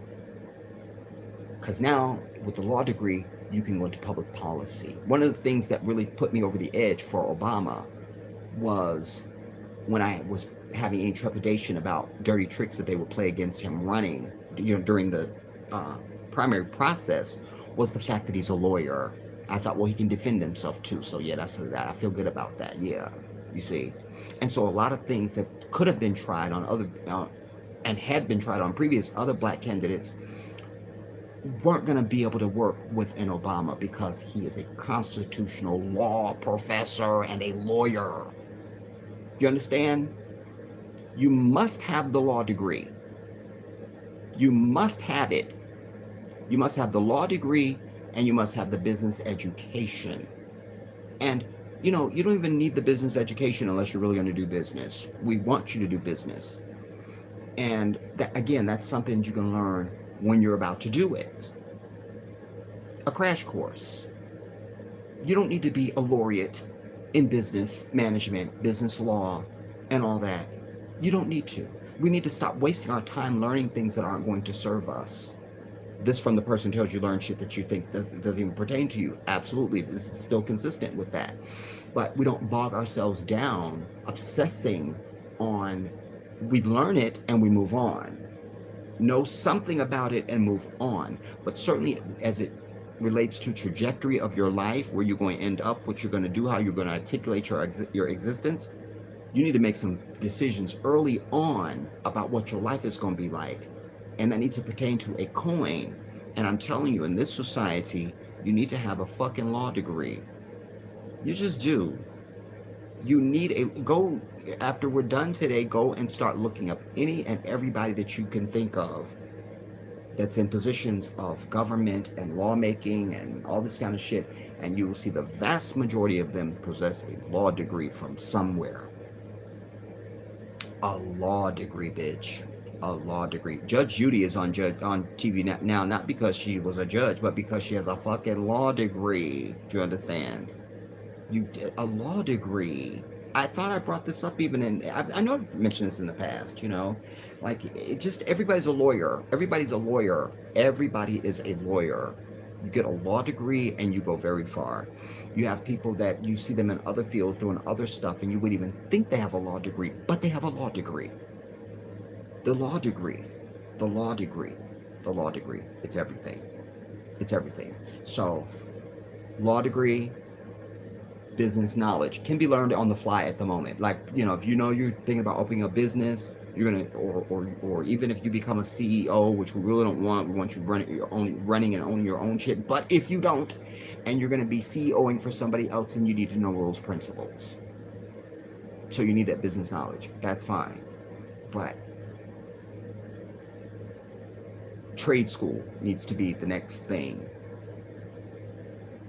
I used to tell my older nephews and niece, before they were in high school, I used to tell them, at least twice a week, you should be going through the newspaper, through the want ads, and seeing what jobs are available and what they pay, while you're still sitting your ass at home and you don't have to work now, and your meals are just being shuttled to you, and you have it all. You should be learning now what's in demand. Because I don't want you to be thinking about what it is you want to be. I want you to be thinking about how you're going to make money. How are you going to have money? How you going to have money? And you need to see what's out there, what pays, and what's going to be in demand, so then you gear yourself towards that. Listen, when I was in third grade, I thought I wanted to be a physician. I still would like to be a physician. But freshman year of high school, I thought, you're going to have to go to school the rest of your life. Not ready to do that. Plus, it didn't fit with my vision of changing the world. No, that doesn't work for me. I have to be famous, and because I have to be able to speak to millions, and I have to have money so I can help people. And this doesn't fit in that. No, I can't. So I quickly changed. My freshman year of high school, I immediately put my focus on business. I'll major in business because that is an open field. It's so diverse, and I think that'll serve me, you know. And, you know, my best friend at the time, Paul, his mother, I ended up staying with them because we moved to New York and like almost halfway through my high school career, and the credit system was different there than it was in California, and it just that wasn't going to work, so I had to come back. But his mom let me stay at their house. Rahimallah for that angel. Again, another black woman. You feel me? You can't. I tell brothers, you can't get through life. You don't get nowhere, and you end up in no fucking place, and you gonna say you got through without a black woman. You just didn't do that. It didn't happen. It didn't happen. It did not happen. It can't. But anyways, I remember sitting at her kitchen table. She is why I was able to go to college. I didn't have a path. I knew I wanted to go to college. I was an honor roll student, straight A and all that stuff. But I didn't have a path, you know. And she, that woman, Allahu Akbar, if even that is enough for her to be in paradise, may Allah make it so, you know, on the great day. But she was everything. And she sat at that table and filled out all my stuff so that I could get my grants and all my financial aid and my student loan, which was a nightmare. But I was sure business is what you need to pursue. And I was always able to keep a roof over my head and have food on my table because of that decision. Your children need to reassess. We have to redefine for them what education means for us as African people, because everybody else is doing it. I went to school with some Asians. I don't know where they at now, but I'm sure they balling out of control. I'm sure of it, because the context in which they place education in the Asian community is vastly different than it is in the black community. It just is. It just is. And we have to start redefining that so we can begin to take over our fucking lives, and by extension, we'll take over the society. We're just not available for a lot of shit because we don't have the credential. I've been telling kids, when somebody tell you, make sure you stay in school, you turn around and ask them why, and they won't have an answer. When you can tell me why I need to stay in school, I'll go back to school. Until then, go to hell. I'm not doing it. And mean it. Mean it. Mean it. There's no need for our kids to be going to school. You could teach them their fucking ABCs. You could teach them math. The math they're going to use in everyday life. Nobody's using calculus. Nobody's using algebra. Unless you're going to be working for NASA or some shit. You don't need it. You don't need it. You don't need it. Now, if you're going to be an engineer, you probably need a little bit more math. You understand? You're going to be building something. You're going to be engineering. You're going to need more math, potentially, for that. All right? But there's basic things that our children need now. And then you're still under the hex of education because you think if they get this education, they're going to become this amazing human being and suddenly they're going to be successful. And none of it's true.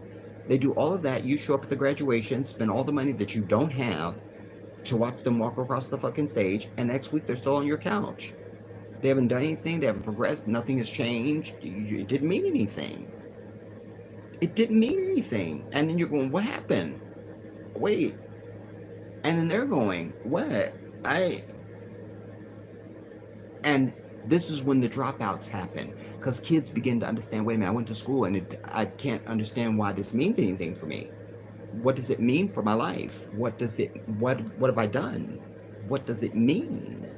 Because that's not education. And education is being able to have the means and opportunity to be able to travel the world, to speak another language, to see other cultures, to see other places that Allah has created, to understand his revelations to mankind and all his prophets. This is education, understanding the universe and how you fit in it, the time before you, where you're going after this life. This is the critical curriculum that you need, not fucking. I can't even name a class in school now because I don't go to school because I don't need to. I did that already. But I can testify that most of the shit I learned in school meant nothing to me. I don't need it. I don't need it. I never used it. It meant nothing.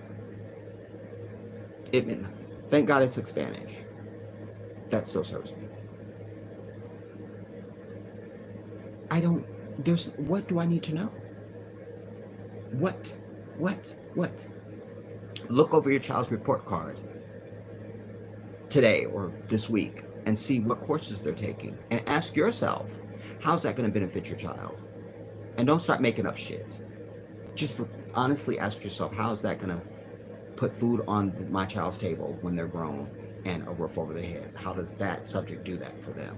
How does that translate into a coin for them, and where they'll be able to be on a sunny beach in, the Netherlands or some shit, or in Provence, and, having Sauvignon?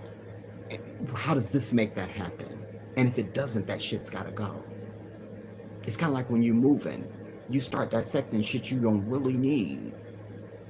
I thought I needed this. I've held on to it for years, but you know what? I really don't need this. I don't wear it. I don't use it. It's nothing. I'm over it. We got to do the same thing. We got to start doing a cleansing, everybody. We got to change the fucking generation that's coming behind us and give them a better chance. And you got to get them out of this fucking wheel of fucking doing the same shit that leads nowhere. It don't go nowhere.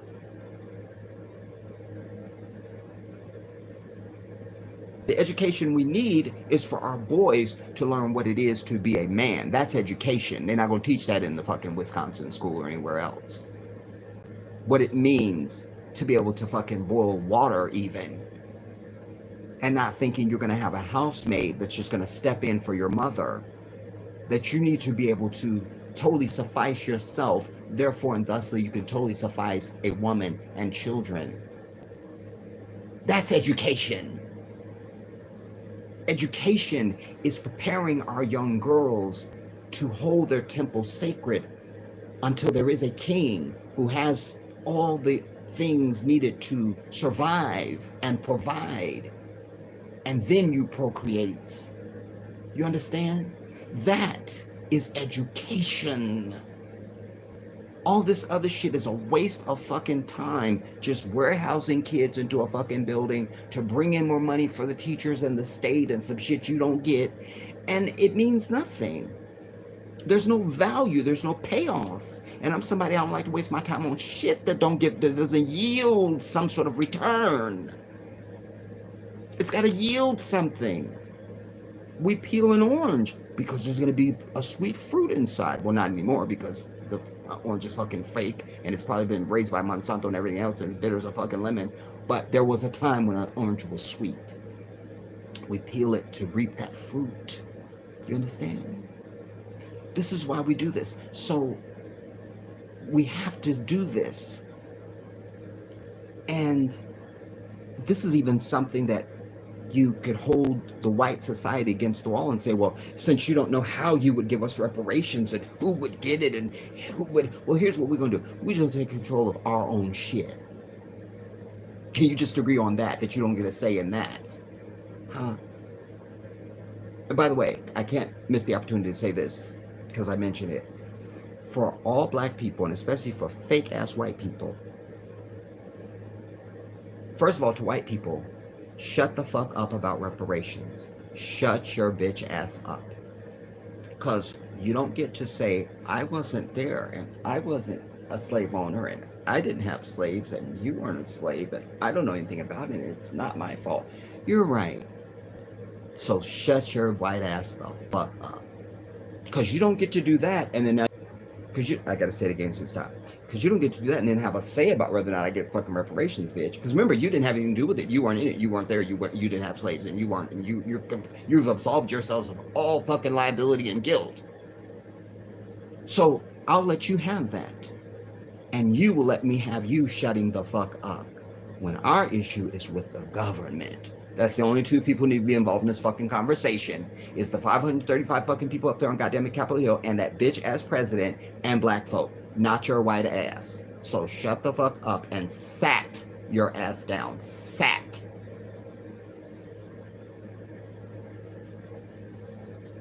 So we could even see this as part of a reparations conglomerate package, if you will.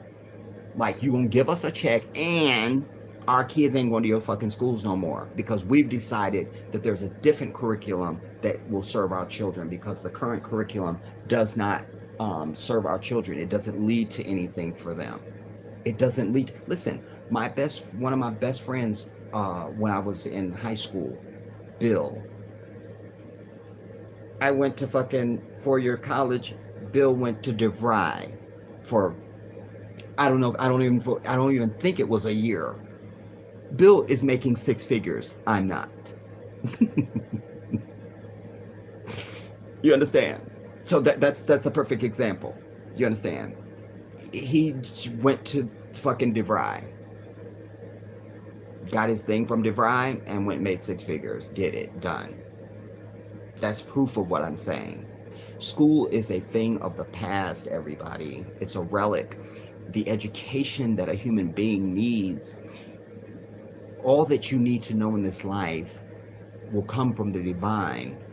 You, as a human being, are to keep an open heart and an open mind and to seek knowledge, even if it comes from a child, to the day that you die. That is your burden. That is an order. You do that. But all this warehousing and I gotta get up every day and get on this bitch ass school bus or walk to school or some bullshit to sit in a classroom in front of a white bitch who don't understand me and don't know me and all this bullshit, those days got to be over, dude. If I had children right now, they would be sitting right here with me. They would not be at no fucking school. Not happening. Because this article that we just read also telegraphs to me that because I don't pay attention to school, I don't have any need to. So I don't know if I should be speaking about this in future tense or current tense. So I'll interchange it to say it telegraphs to me that either it has or is going to be that they are now and have been changing the curriculum right in front of your eyes. So it's not so much more about the ABCs and education, but it's more now we're going to shape your whole social expression. Your whole social expression will determine if you're going to be Republican or Democrat. We're going to determine if you're going to, we're going to decide if you're going to be dating interracially and all that bullshit. And all of that, like it's going to be used. It's used as it always has been. I'm saying they either have or are about to or are ramping up now, just outright. This is just an indoctrination phase. That's what it is. This is it. Give us your child. Give us your child. Because for years, when I first ever knew, I don't know how old I was when I realized that. Suddenly kids had to have all these vaccinations to go to school. This before I knew anything about autism and all that. I'm just like, what the fuck? I didn't have to have that. It was that, and then it seemed like more and more of the kids you didn't have. It was more like once they went to school, they was in another world. Like when I got out of high school, even I could go back to my high school and just walk on campus and be fly, me and my buddy Ron, and be seen, and girls hollering at you and stuff, and just you the it thing, like we back on campus and going to your old school, old classrooms and saying hi to Miss So-and-so or Mr. So-and-so, and it was nothing. You can't do that shit now unless you probably got a Secret Service agent and somebody from the CIA with you and an FBI to co-sign the letter. You can't. It's a fortress. You can't do anything now. And I remember it being like that. So the indoctrination, the things the kids are learning and how they're turning out is, I've seen the result of it in the society. I go into some place where young people work, the look on their face, for many years they've had this dumb grin. Everything is this dumb grin that is not appropriate. It comes out of nothing. I've brought you stories in the past where they're talking about something very tragic on camera, and they're interviewing a teenager, and they're standing out there, well, we watched the car come down the hill, and then it just ran her over, and then there was just blood everywhere, and we don't know. And why are you smiling?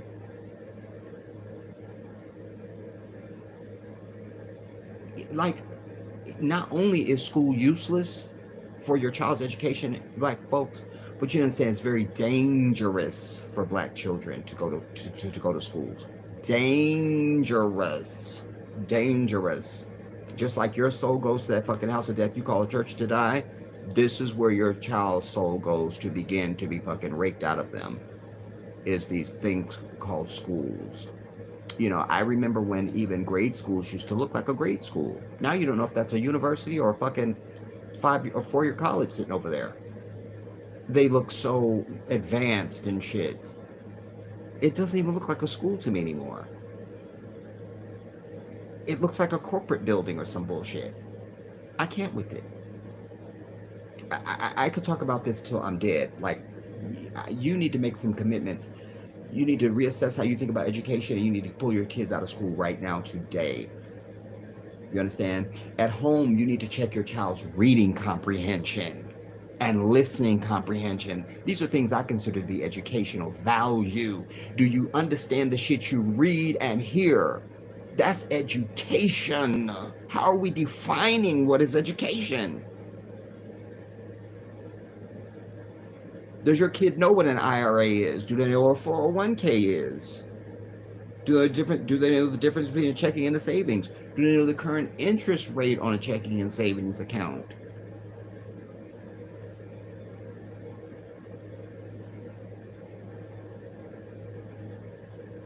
I'm over it. Betsy, shout out to you, sis. I'm sorry, Juan Romero was the young man who was shaking his hand when Robert Kennedy was shot. Well, that's a detail I didn't know, so thank you for that. Anjane said, at work creeping. Shiro, my queen. Shout out to you. Yes, and thumbs up, everybody. Make sure we thumbs up, thumbs up, thumbs up, thumbs up, thumbs up. Kiara Irvin, shout out to you. Chocolate Rhythm, shout out to you. Yes, it is disgusting. Shiro says this is fucking crazy. I hate the fuck out this world. No, just this country, queen. You just hate the fuck out this country. No, Kiara is saying that. Just this country. Remember, I've told you all in the past, you hear this in the lexicon, in the society, people say, well, the world is just, and the world, and it just comes out of you. No. It's this country. It's this country. It's not the world. It's not the world. It's not the world.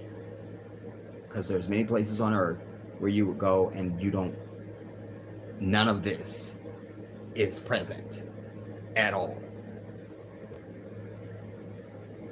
Shiro King, you said it. This is the asshole of Satan. It is. King, where is your necklace of knowledge? That's why I love you, girl. Because I had to actually tell you, weren't on this particular day, Queen, but I'd gone several days, several videos, and I didn't have it on, and nobody said anything. Nobody said, and then I mentioned it in another piece, and you're the first one to be like, what's up? You feel me? Appreciate you for that. It broke. Thankfully, it was here at home, so I've been working on fixing it. That's the short answer.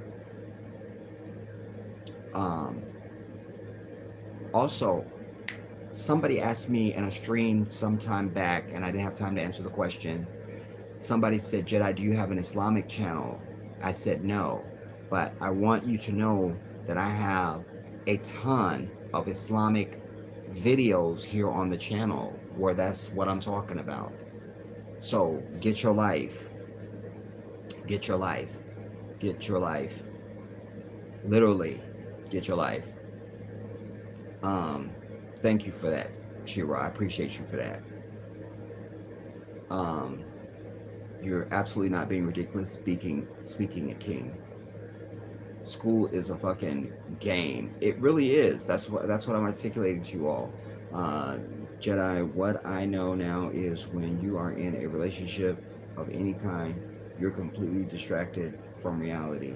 Motherfuckers are too consumed with pleasing man instead of Allah. Boom. That's why you find someone who is as interested in the divine than you, as you, or more than you. That both of you, that's the ultimate equalizer. That's it. That's our highest goal, is that. You understand?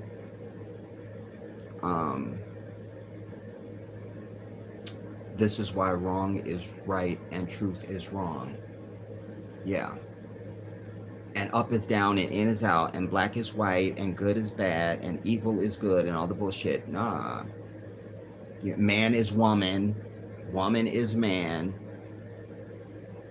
Yes, a hamster wheel of going no fucking where. That's what we're on.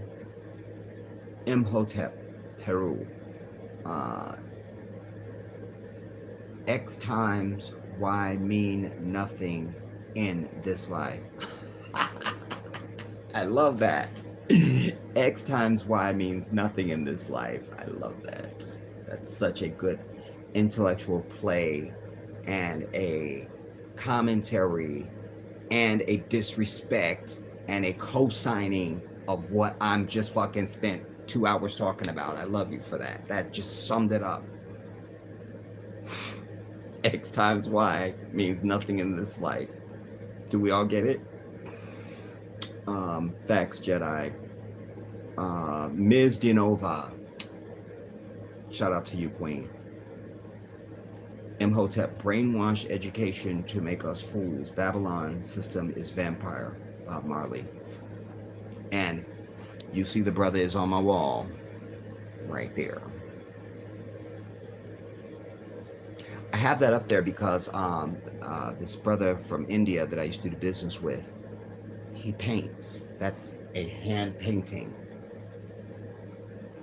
I have to get it down and show it to y'all. Y'all know me.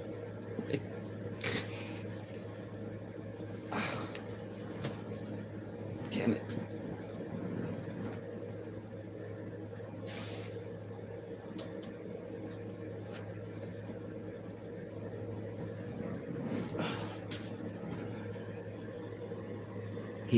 He hand painted this himself, and I admired it, and he said, you should have it. Allahu Akbar.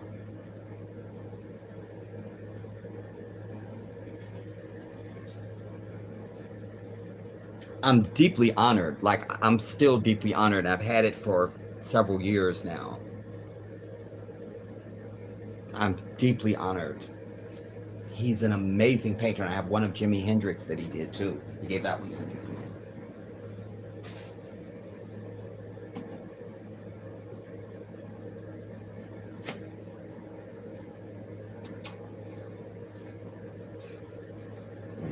This is the one of Jimi Hendrix that he did.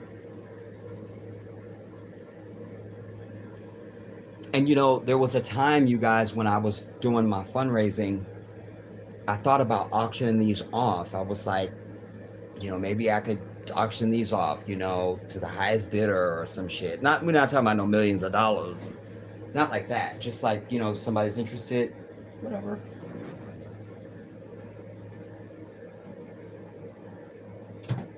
Oh no! Down goes Bob Marley. Down goes Bob. Bob is down.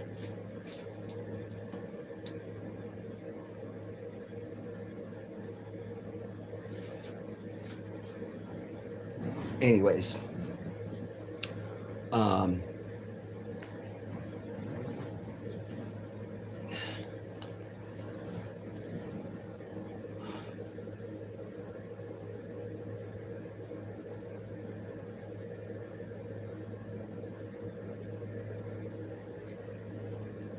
Imhotep, nice one. Shiro, yes, King. I'm ready to rewrite the calendar days. Like instead of Monday, it's called our day. Tuesday, your day. Wednesday, love day. Thursday, my business day. Friday, isolate day. Saturday, etc. I like that. I like that. I like that. I like that. Because who came up with Monday, Tuesday, Wednesday, Thursday, Friday, Saturday, Sunday? Why? Why? Why can't it be that? Why? Why not? Why not? You know, who was it? John F. Kennedy that said, "Some look at things as they are and say why. I dream of things that never were and say why not." You know, that I totally co-sign with that. That feels like me. Something else I want to say to that it's random, but you reminded me when you brought that just now, Shiro. I want to say to my Christian folks, you know, because there was a time when Sunday was considered the first day of the week, you know. Um, in fact, me and my Nigerian brother were talking about this a few days ago. I was bitching about, you know, time, what do you call it? Daylight saving, you know, and just this idea of white people thinking they can move time, and you can't fucking move time, dude. Like, just like now you need to sat your ass down. Like, you time, just because I turned the clock forward or back, it still didn't change how much time I experienced on Earth in life. Nothing happened. Anyway, and it got me to thinking, you know, like about, again, for the Christian folks. By the way, when is Easter? What month is that in? I think you guys have already had Easter.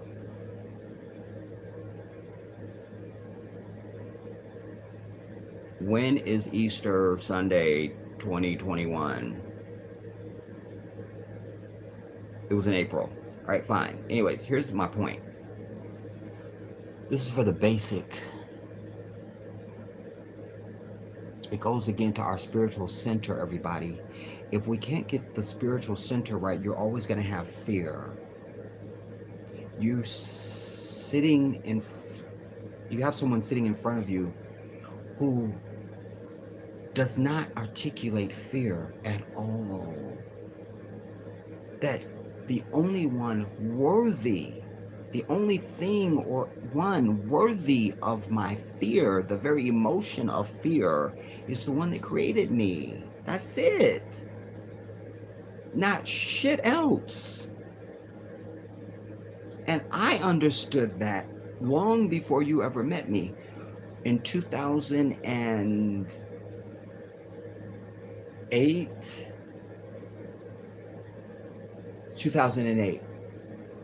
summer of 2008. I flew when I was a very young kid. Like, my father had a belt and my grandmother had a switch, and they kicked my ass the entire way. But I didn't fly after that. Like, I'm not flying, I'm not doing it, I can't. And in 2008, I said to myself, you cannot march around this earth claiming that you fear only Allah, and you won't get your little ass on a fucking airplane. And that's when I started flying. You gotta turn it all over. And my grandmother had raised me saying, if you trust the Lord for one thing, you trust him for all things. Get your bitch ass on a plane. And I did. So fear is not in me. And one of the reasons why my people have fear is the Christian vomit. There's no, when you understand your maker, you won't even have to decide. Your fear will go over there, and everything else will become anew to you. I promise you. But why I bring it up, because of what C.R.T just said right now, it reminded me, you know, the first day of the week was considered Sunday. Even in your fake Easter Jesus Christ on the cross story, here's what you can check for yourself. So maybe you can't quote scripture like I can, and you're not Muslim, and you just can't. Here's the shit you can check for yourself. This is very easy. It's very basic. According to your story, this man that you call Jesus, that's not his name.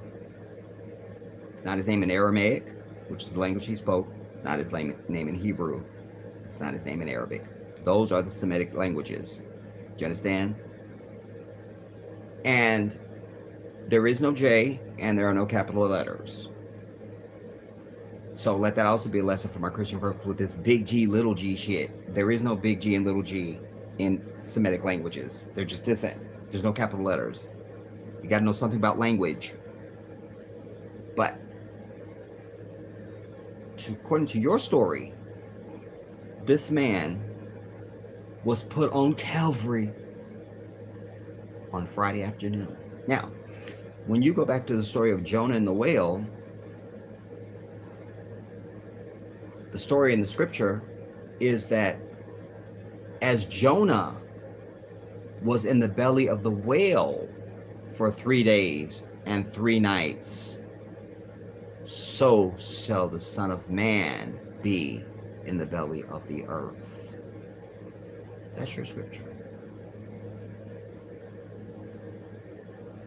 3 days, 3 nights. He's put on the cross on Friday afternoon, and then it rained. And oh my God, to some accounts, there was even an earthquake, and the people had to run away, and it was the whole thing. But there he is Friday afternoon. Now, Friday afternoon into Saturday to Friday night, that's one night if we're going to allow that. Saturday morning, that's one day. Saturday night, that's one night. Or another night. Sunday, he's risen. I want my money back. Because I paid for 3 days and 3 nights at this luxury hotel, and this bitch is telling me it's checkout time. You don't have 3 days and 3 nights. You don't have it. You don't have it. And somebody call up Yolanda Adams and tell her, because her song Victory, which I like, is now a problem and always has been. I got the sweet, sweet victory of Jesus. For me, he died, but he rose on the 3rd day. No, he didn't, bitch.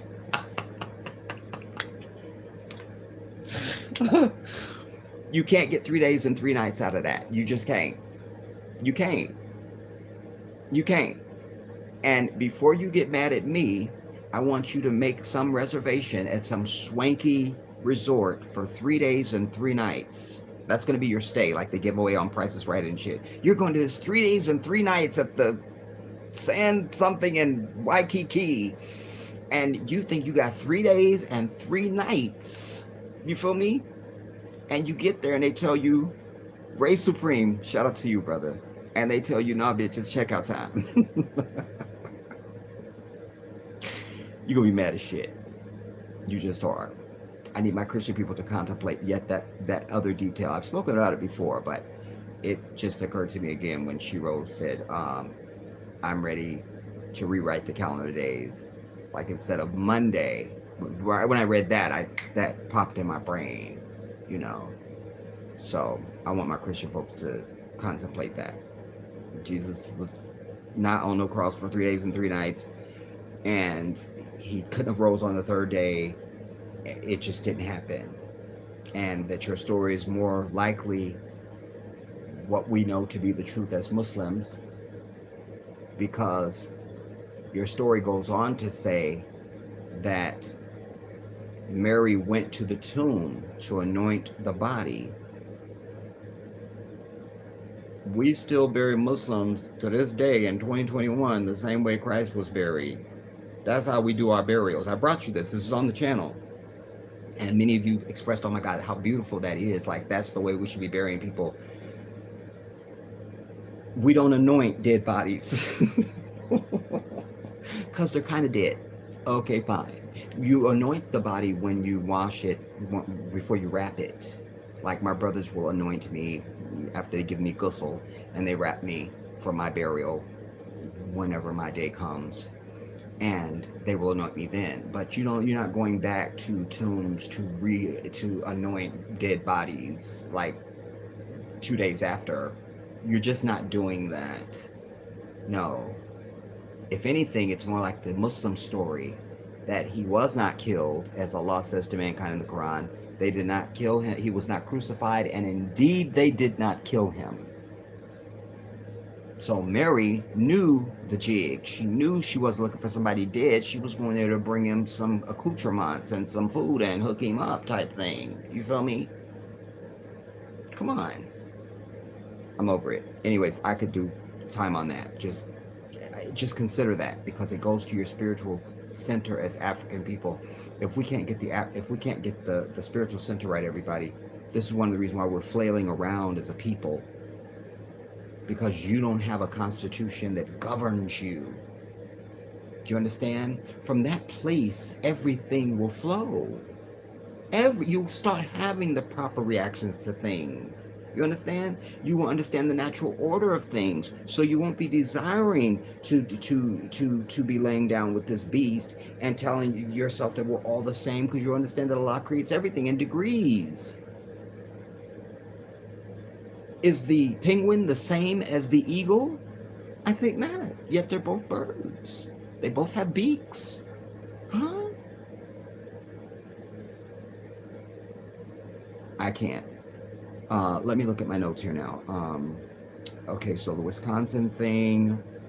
By the way, any of you all that came late, I want to know if you watched Let the Fire Burn, which was your homework from the last stream. And you can just be honest if you did or didn't. It's fine, but just type yes or no. Did you watch Let the Fire Burn from the last stream? I gave you homework.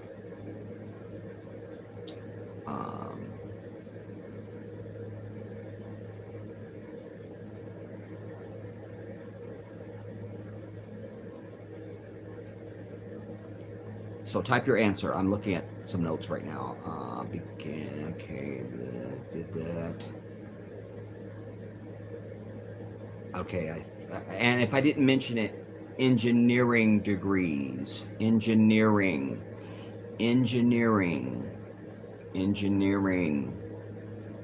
law degree, business knowledge, and then either an engineering degree or a trade school, and I should also add this, just to be prudent, for males and females. The people are always going to be sick and need to be taken care of. So any pursuit of anything in the medical field, nursing, a phlebotomist, a dental assistant, anything in that is going to be acceptable. If you can aspire to entrepreneurship and owning a business and being an owner and a manager and things like that, and you're somebody who feels like you have some need to serve people or something like that, then we can allow for like nursing and anything doctorate, medical and stuff like that. That's fine. But we just got to be over fucking school for no reason and warehousing kids for years of their life when they could be becoming whole human beings. Just think about how many languages your fucking kid could speak if they didn't have to be bogged down with some shit they're never going to use in life anyway, that's never going to serve them. They're taking algebra and they could have been taking Arabic or French or Spanish or something.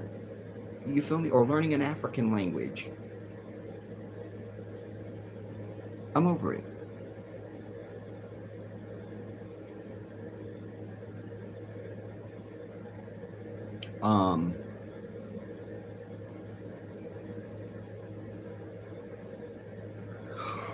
أعوذ بالله من الشيطان الرجيم بسم الله الرحمن الرحيم الحمد لله.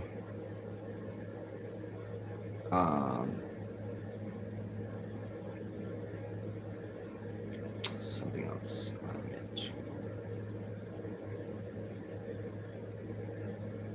What do you want to talk about? Because let me put that in context for you. Remember, you guys, I don't have television anymore. I get rid of cable some time back, and so because every coin must be for Africa, and I'm just letting go of things, and that was one of the things that I let go of. And so I mention that because, you know, when you have television,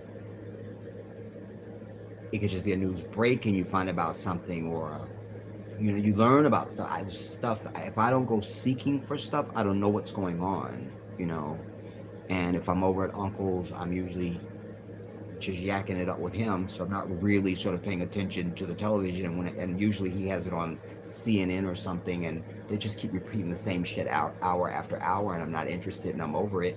So if there's something that you would otherwise have thought I would have known about and have wanted me to speak on that, then you should bring that up to me, you know.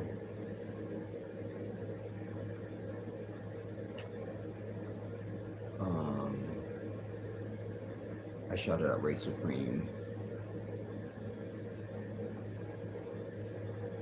Shiro, King Jedi, I want to let you know having a mother is a blessing, however, a gift and a disappointment. This is why I have not evolved. This is why I have not evolved from my beginning. So worked up. I sent before I completed my statement. I want to talk about when you yawn, the prayer that you say while yawning. Oh, you noticed that.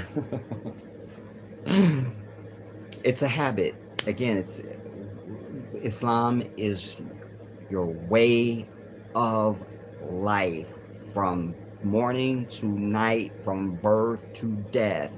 Everything about your existence, the one who created you has addressed it. That's what it is. You go buy a new Mercedes tomorrow, you expect to have the fucking handbook. This is going to tell me everything I'm supposed to know. It will tell me. Right there, the stereo. Right there. You see? Or what's this light mean? Or what does that mean? Everything about that fucking car is in there. This is Islam. So when I yawn, I say, A'udhu billahi minash shaitanir rajim. Bismillahir Rahmanir Rahim. I seek refuge in Allah from the accursed devil. I seek refuge in. I'm thinking in Arabic and I'm telling you in English. I seek refuge in Allah from the power of the accursed devil. A'udhu billahi minash shaitanir rajim. Bismillahir Rahmanir Rahim. In the name of Allah, the Beneficent, the Merciful, or the extremely merciful, or the extremely compassionate. It's Ar-Rahman, Ar-Rahim. Those are attributes of Allah, and they can be several things because of the language. But that's what I'm saying, because we understand Allah has said to us, again, talking about the spiritual realm and the physical realm. There are jinn, everybody. There's a video here on the channel called The Jinn, and it's about the civilization of people, creatures that Allah created before He created mankind. So we are ever mindful of the spiritual realm and the physical realm. When you yawn, there is a way for evil from the shaitan, the devil, and or the jinn to come in. Remember, you're a spirit. In case in a body, you're a spirit. You are a spirit. You are not this. You are this. You understand? So that's one of the things. Even when we go to the bathroom, we say that same thing before we enter the bathroom, because the bathroom is considered a very dirty place. I'm sure I shared this with you when I talked about Whitney when she died and her daughter Bobby Christina, because they both died in the bathroom. The angels can't enter the bathroom, everybody. They can't.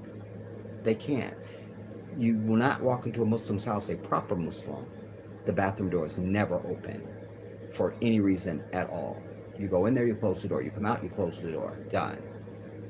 You don't read the Bible or the scripture when you're in the bathroom. That's the highest blasphemy. Like, I can't. And so these are protections that you are asking for because you're in a spiritual realm. So a yawn, and there's a whole nother thing that goes with yawning, how it relates to, how do I say it to you? It's like the prophet even said that the devil gets a kick out of when you yawn, you know. Muslims, if we drop food, we pick it up immediately. We don't waste it because the shaitan will get that. You know, there were some brothers, we don't do a whole lot with the exorcism and stuff like that in Islam, but there were some brothers that were telling the story of this brother. They knew he was a jinn. They knew it. They knew it. His whole behavior, everything about it. I'm not going to tell you the whole story because it's too lengthy and I don't remember all the details, but at one point they all went to eat and he said he didn't want anything to eat. He wasn't hungry.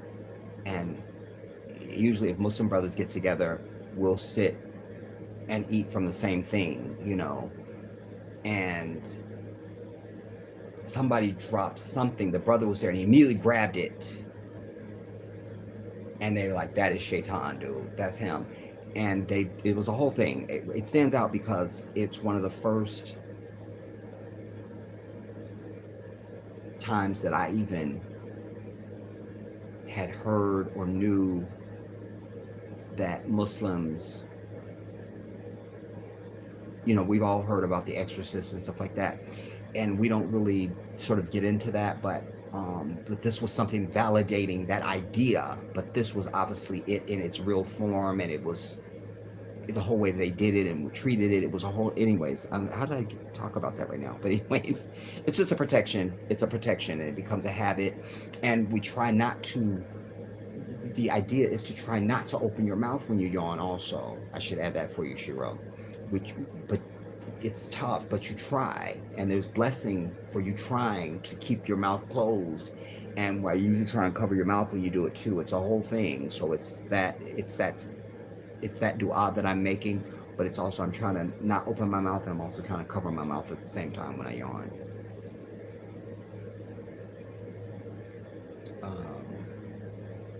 I love that so much. This isn't the first time that we have witnessed this prayer during your yawns. I love that so much. Thank you, our King. I appreciate you for asking that. I appreciate that. Thank you so much. That matters to me. And it also means you're seeing what's in front of you, which is something I always preach. Notice what's in front of you. See what's in front of you, you know. So I love you for that. I'm honored by that. Thank you so much. What else, you guys? I was looking at my notes, and I feel like there was something else that I was supposed to, I felt like I was really on fire about, but let me look at my pictures, because sometimes I won't make a note. I'll take a screenshot, or I'll remind myself of stuff in other ways. that I don't remember. Okay, none of this should be here because I got rid of this many months ago, and that means this damn chip is corrupted like I knew it was. Shit you delete completely and then all of a sudden it's back? I'm over it.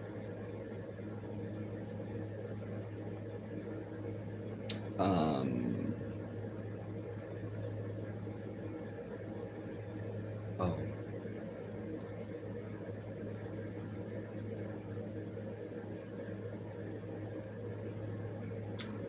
By the way, where are we at?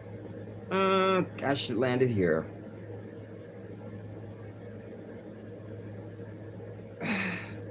Yeah, I should land it. I'm compelled. All right, let me look at something else real quick. I'm probably going to share that with you really quick, though. Okay, I'll share this story in closing. How about that? Because I mentioned this earlier, so I've kind of opened the door on this. I was talking about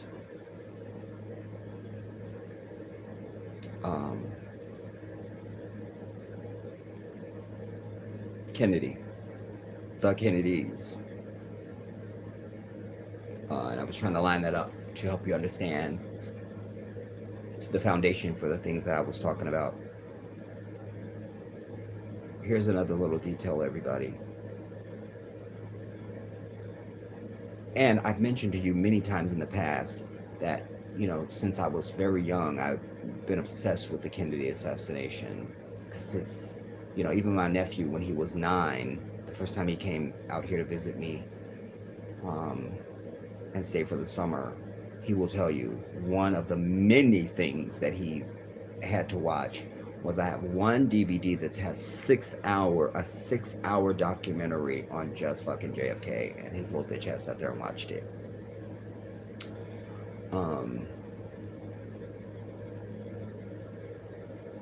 So if you ever need to know anything about this, you call me. You ever on Who Wants to Be a Millionaire and you want to phone a friend, call your boy. But there's this J.D. Tippit person, the police officer they claim Oswald shot after he left the book depository on his way to the movie theater and he commits another murder. I've decided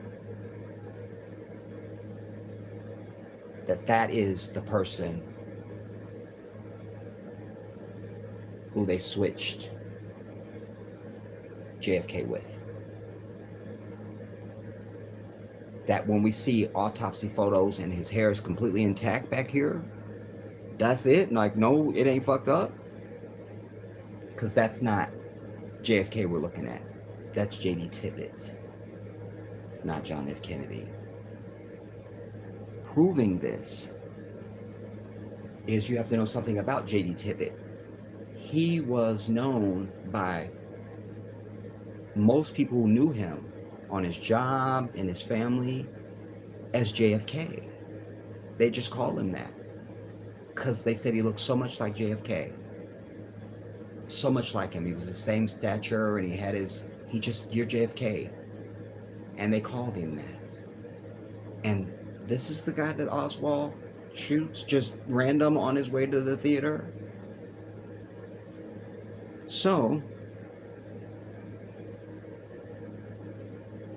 first I'll begin by showing you this.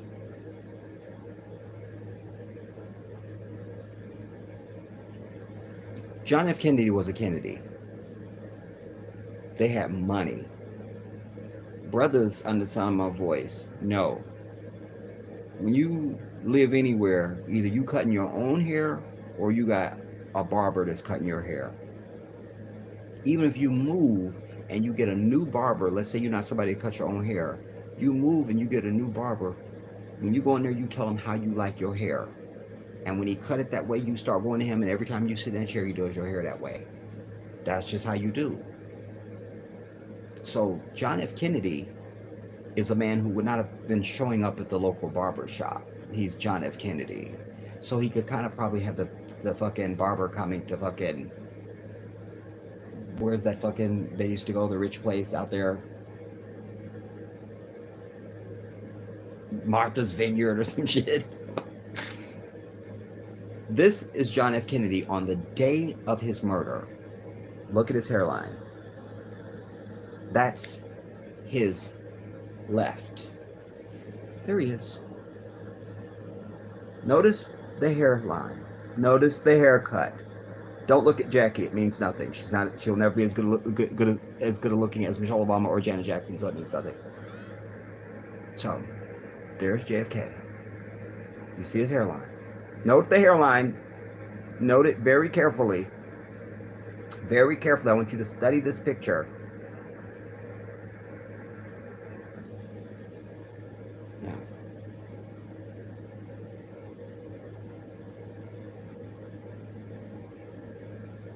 this, my friends, is J.D. Tippit. I'm trying to get it so y'all. I need to move me out of the way. I'm just gonna have to get me off the screen. Fine. I'll have to come back to y'all. That's J.D. Tippit. I want you to notice the pursed chin. I want you to notice the strong lines in his neck over here. Remember, JFK is now president. He's in Dallas on that day. He would have had makeup on. And we also know he had that Graves' disease or some kind of fucking disease that made his skin kind of fucked up. So usually politicians, certainly presidents, have some kind of little powdering and they've got a little something going on. All right. So, but this isn't him. This is J.D. Tippit. All right. So there, notice the pursed lip. Notice the lines over here. Notice the eyebrow line. This is his left side. Note the hairline. That's the hairline of a poor guy, because he's not JFK. Right, he's a police officer. So he looks like a police officer. Gets off work, has a couple beers, you know, maybe a couple kids. You know, the dog and the wife, and he's living the American dream in Texas, and there he is. That's J.D. Tippit. Note his nose. Even though you're looking at it from the front, his nose hooks more towards you at the tip. Note the ears. Note the ears. Note them. That's J.D. Tippit.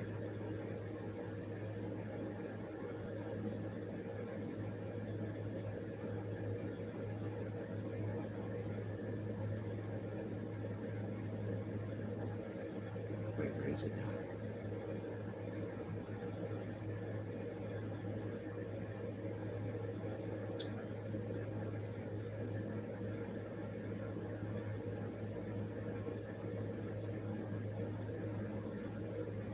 Well, let's go back here.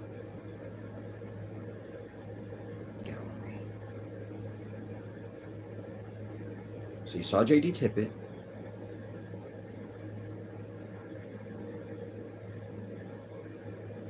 I'll just show you Kennedy one more time. They've just arrived at Love Field. They've just come off of Air Force One. The crowd is loving him and Jackie. They're giving her flowers. I think somebody brought her a birthday cake, and I don't know. Okay, it's all there.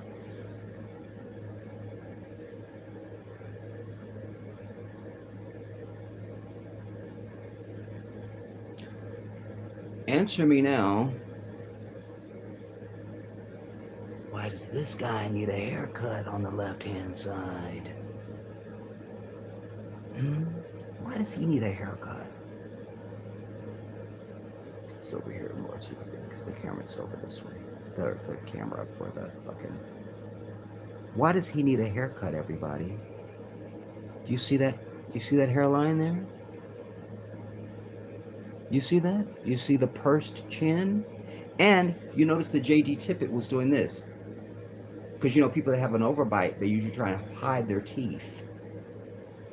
But when you're dead, you can't purse your mouth to bring your lip over your teeth, so they kind of stick out like that. Look at the ears, look at the hairline, look at the pursed chin, and look at the creases on the left side of the neck. This is from the left-hand side of the body. This is fucking J.D. Tippit, bitch. Don't tell me shit. Don't approach me. And then the nose. Look at the hook of the nose. as I pointed out to you earlier, the nose and the eyebrow. The eyebrow comes all the way over. We'll go back and look at Kennedy's eyebrows again.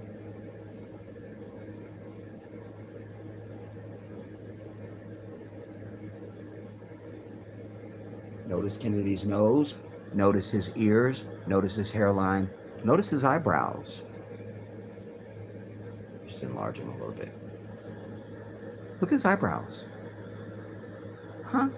He practically doesn't even have any eyebrows. So, what's happening? Look at his nose. Look at his ears. And his mouth easily falls over his teeth. No buck teeth there going on with Kennedy. Nothing going on.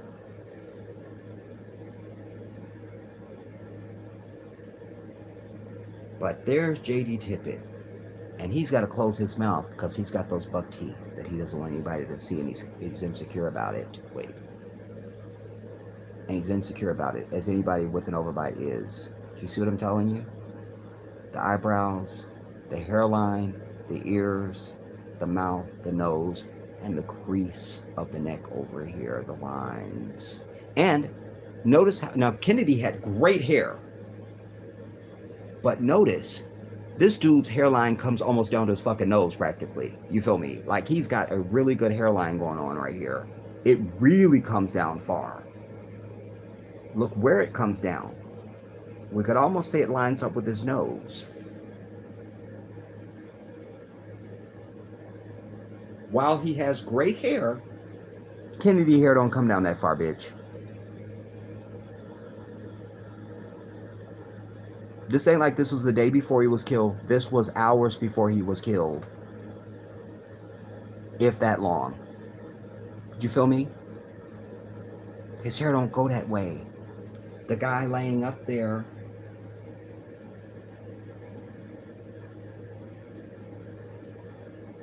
look how far his hairline comes down. You see that? Wait, I got it too big. I don't know if I can turn it. It'll turn. Bitch, I do it. Anyways. That is J.D. Tippit, bitch. It is. I knew all these years there's something I'm missing. Because for everything that I learned and have ever learned, I have to answer it. It's got to be plausible. It can't just be random. It really has to fit. If you're going to tell me any detail about anything, you make that make sense for me. Make it like butter, like that totally is common sense, and there's no intellectual issue with that. Perfect. Got you. And this was one I could, because they, we all know about the brain was missing and the switching of the coffins and and we learned that J.D. Tippit was shot 4 times. One of those was in the head. And I always tell you, anytime you have an anomaly, some shit that otherwise just would not happen, but oh my God, lo and behold, it just happened for you at that moment on that day. That's immediately the stench of conspiracy. And here's this police officer, random, that they call JFK, dies on the same day as JFK. Within the moments of him, if we believe the Warren Commission that Oswald killed both people. But he's shot. Never hear anything else about J.D. Tippit. And you had doctors who, when they first came into the operating room, they said, that wasn't Kennedy that I saw on the table.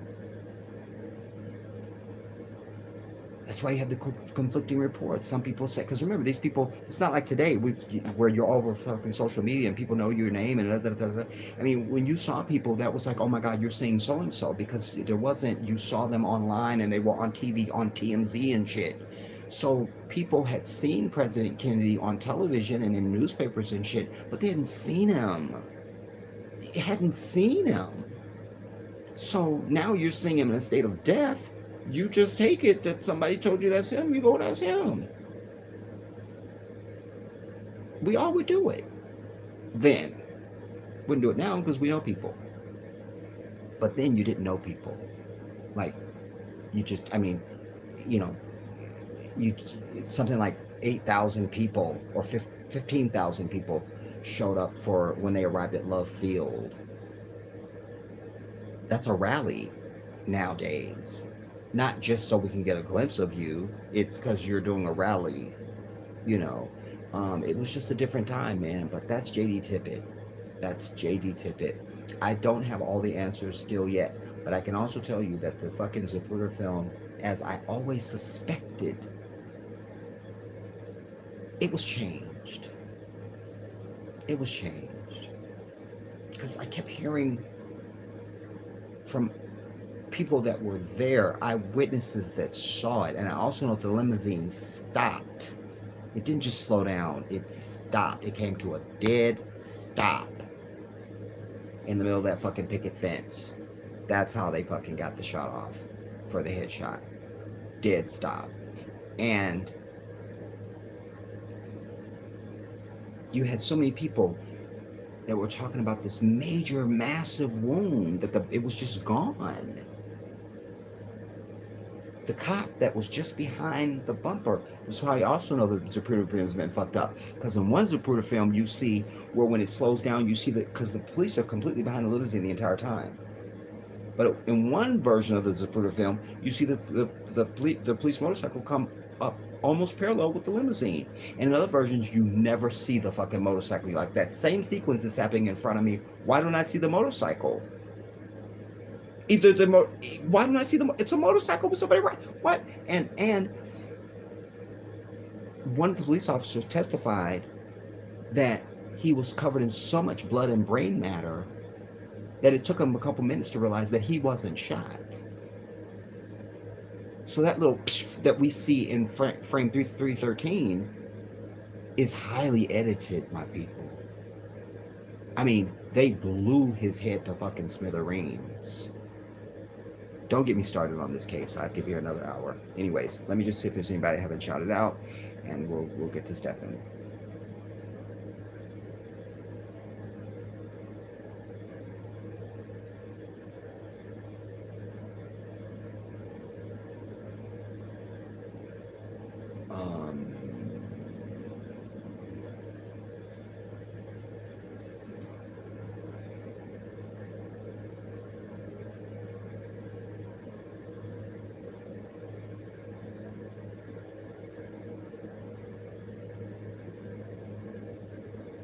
Shiro, I'm so exhausted with the portraying of this make-believe evil.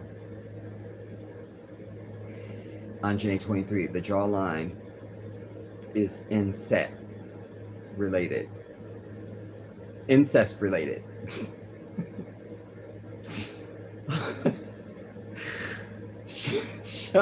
Shadazi Love.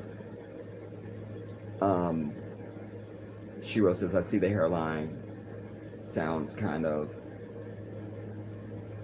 in which you showed with Nipsey Hussle. Yeah, I did do a whole thing on. I can't remember what I did on that now, but I remember I did something forensic on Nipsey Hussle to show that this is how it was some bullshit. Things are not always what they seem, everybody. And with this country, most of the time it ain't. I don't care what you're dealing with. It's just not what it's propped up to be or what you think it is or whatever you want to call it. It's just not, you know. And this was just yet another one of those things. Why? Because, as I said to you earlier, you know, it was going to be 8 years of John F. Kennedy, and Bobby was on track to win, and he was then another 8 years of Kennedy. So that's 16 years of fucking Kennedy. And could you imagine how different maybe things would be They didn't want that.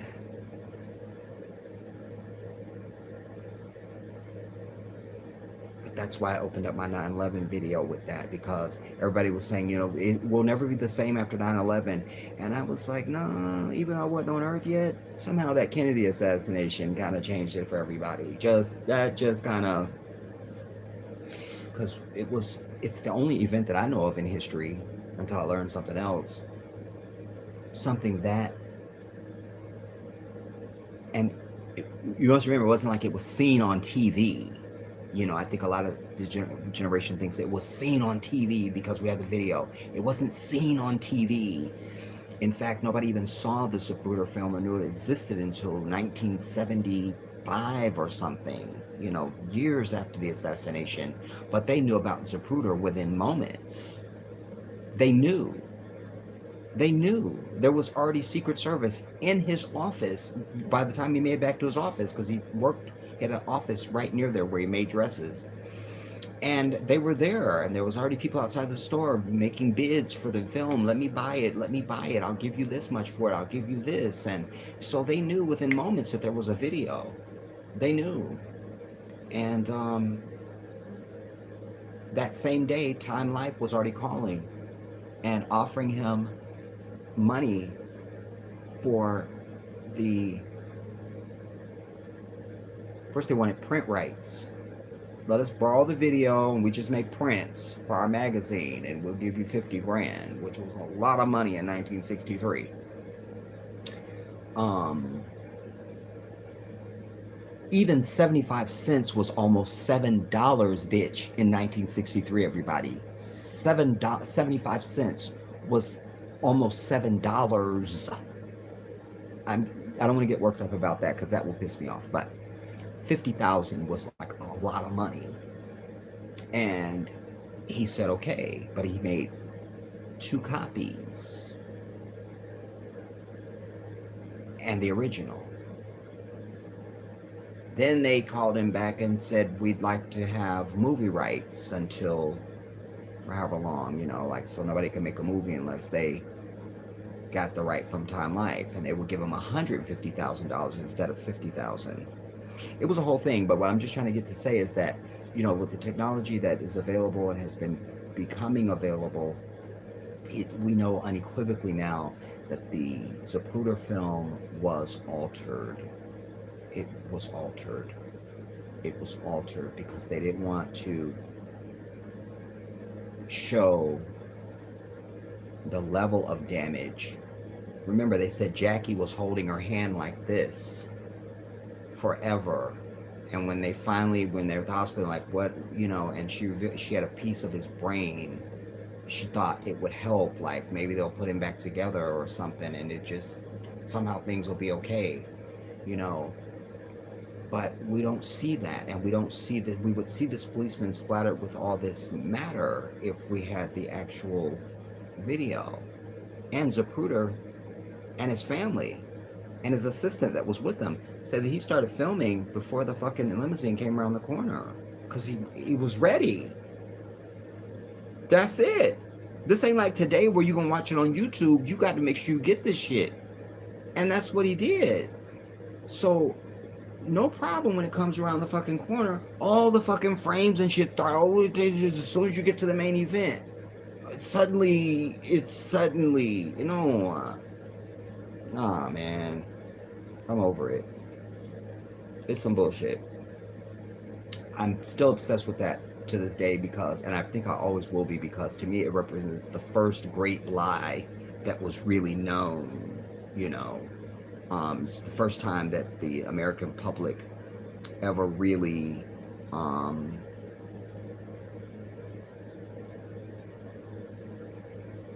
protested or didn't stand up to the government over a big event that was pulled. And that made it, that opened the gate for more shit to happen. It's like I tell you guys all the time, when we don't express violence against police and white people in general, when they murder us in the street, or they are being a fucking Karen and all this bullshit, when we don't respond with violence, we're just offering up for the next event. That's what it is. The people that weren't in the streets, they didn't burn the fucking White House down for this shit. And so that allowed for Robert to be killed. That allowed for King to be killed. It allowed for just start naming people to be killed, because they saw that the country would just kind of settle away and by whatever story they told, and it was okay, you know. And it's not. It's just not. And it also represents that the white man is the devil and ain't shit changed. Because the same people that stormed the fucking Capitol on January 6th, that's the type of climate it was for Kennedy in Dallas in November of 1963. It was exactly that. It was right-wing fucking Republicans that were, he shouldn't come down here. There was even a psychic that told him he shouldn't go, and all of this. And it's white people are the virus of fucking humanity. It's not fucking corona, it's white people, and there's no vaccination for them other than death. That's my final word. I just want to say to everybody, thank you for coming and being part of the stream. And what are we at, Thursday? I will probably speak over the weekend at some point. Sounds kind of in which you should. Oh, the black dude ran out of the invisible bubble. I know. Ain't shit changed. You know, I'll probably speak over the weekend. And in the interim, be blessed, my people. I love you. I love you all. And I'll see you soon.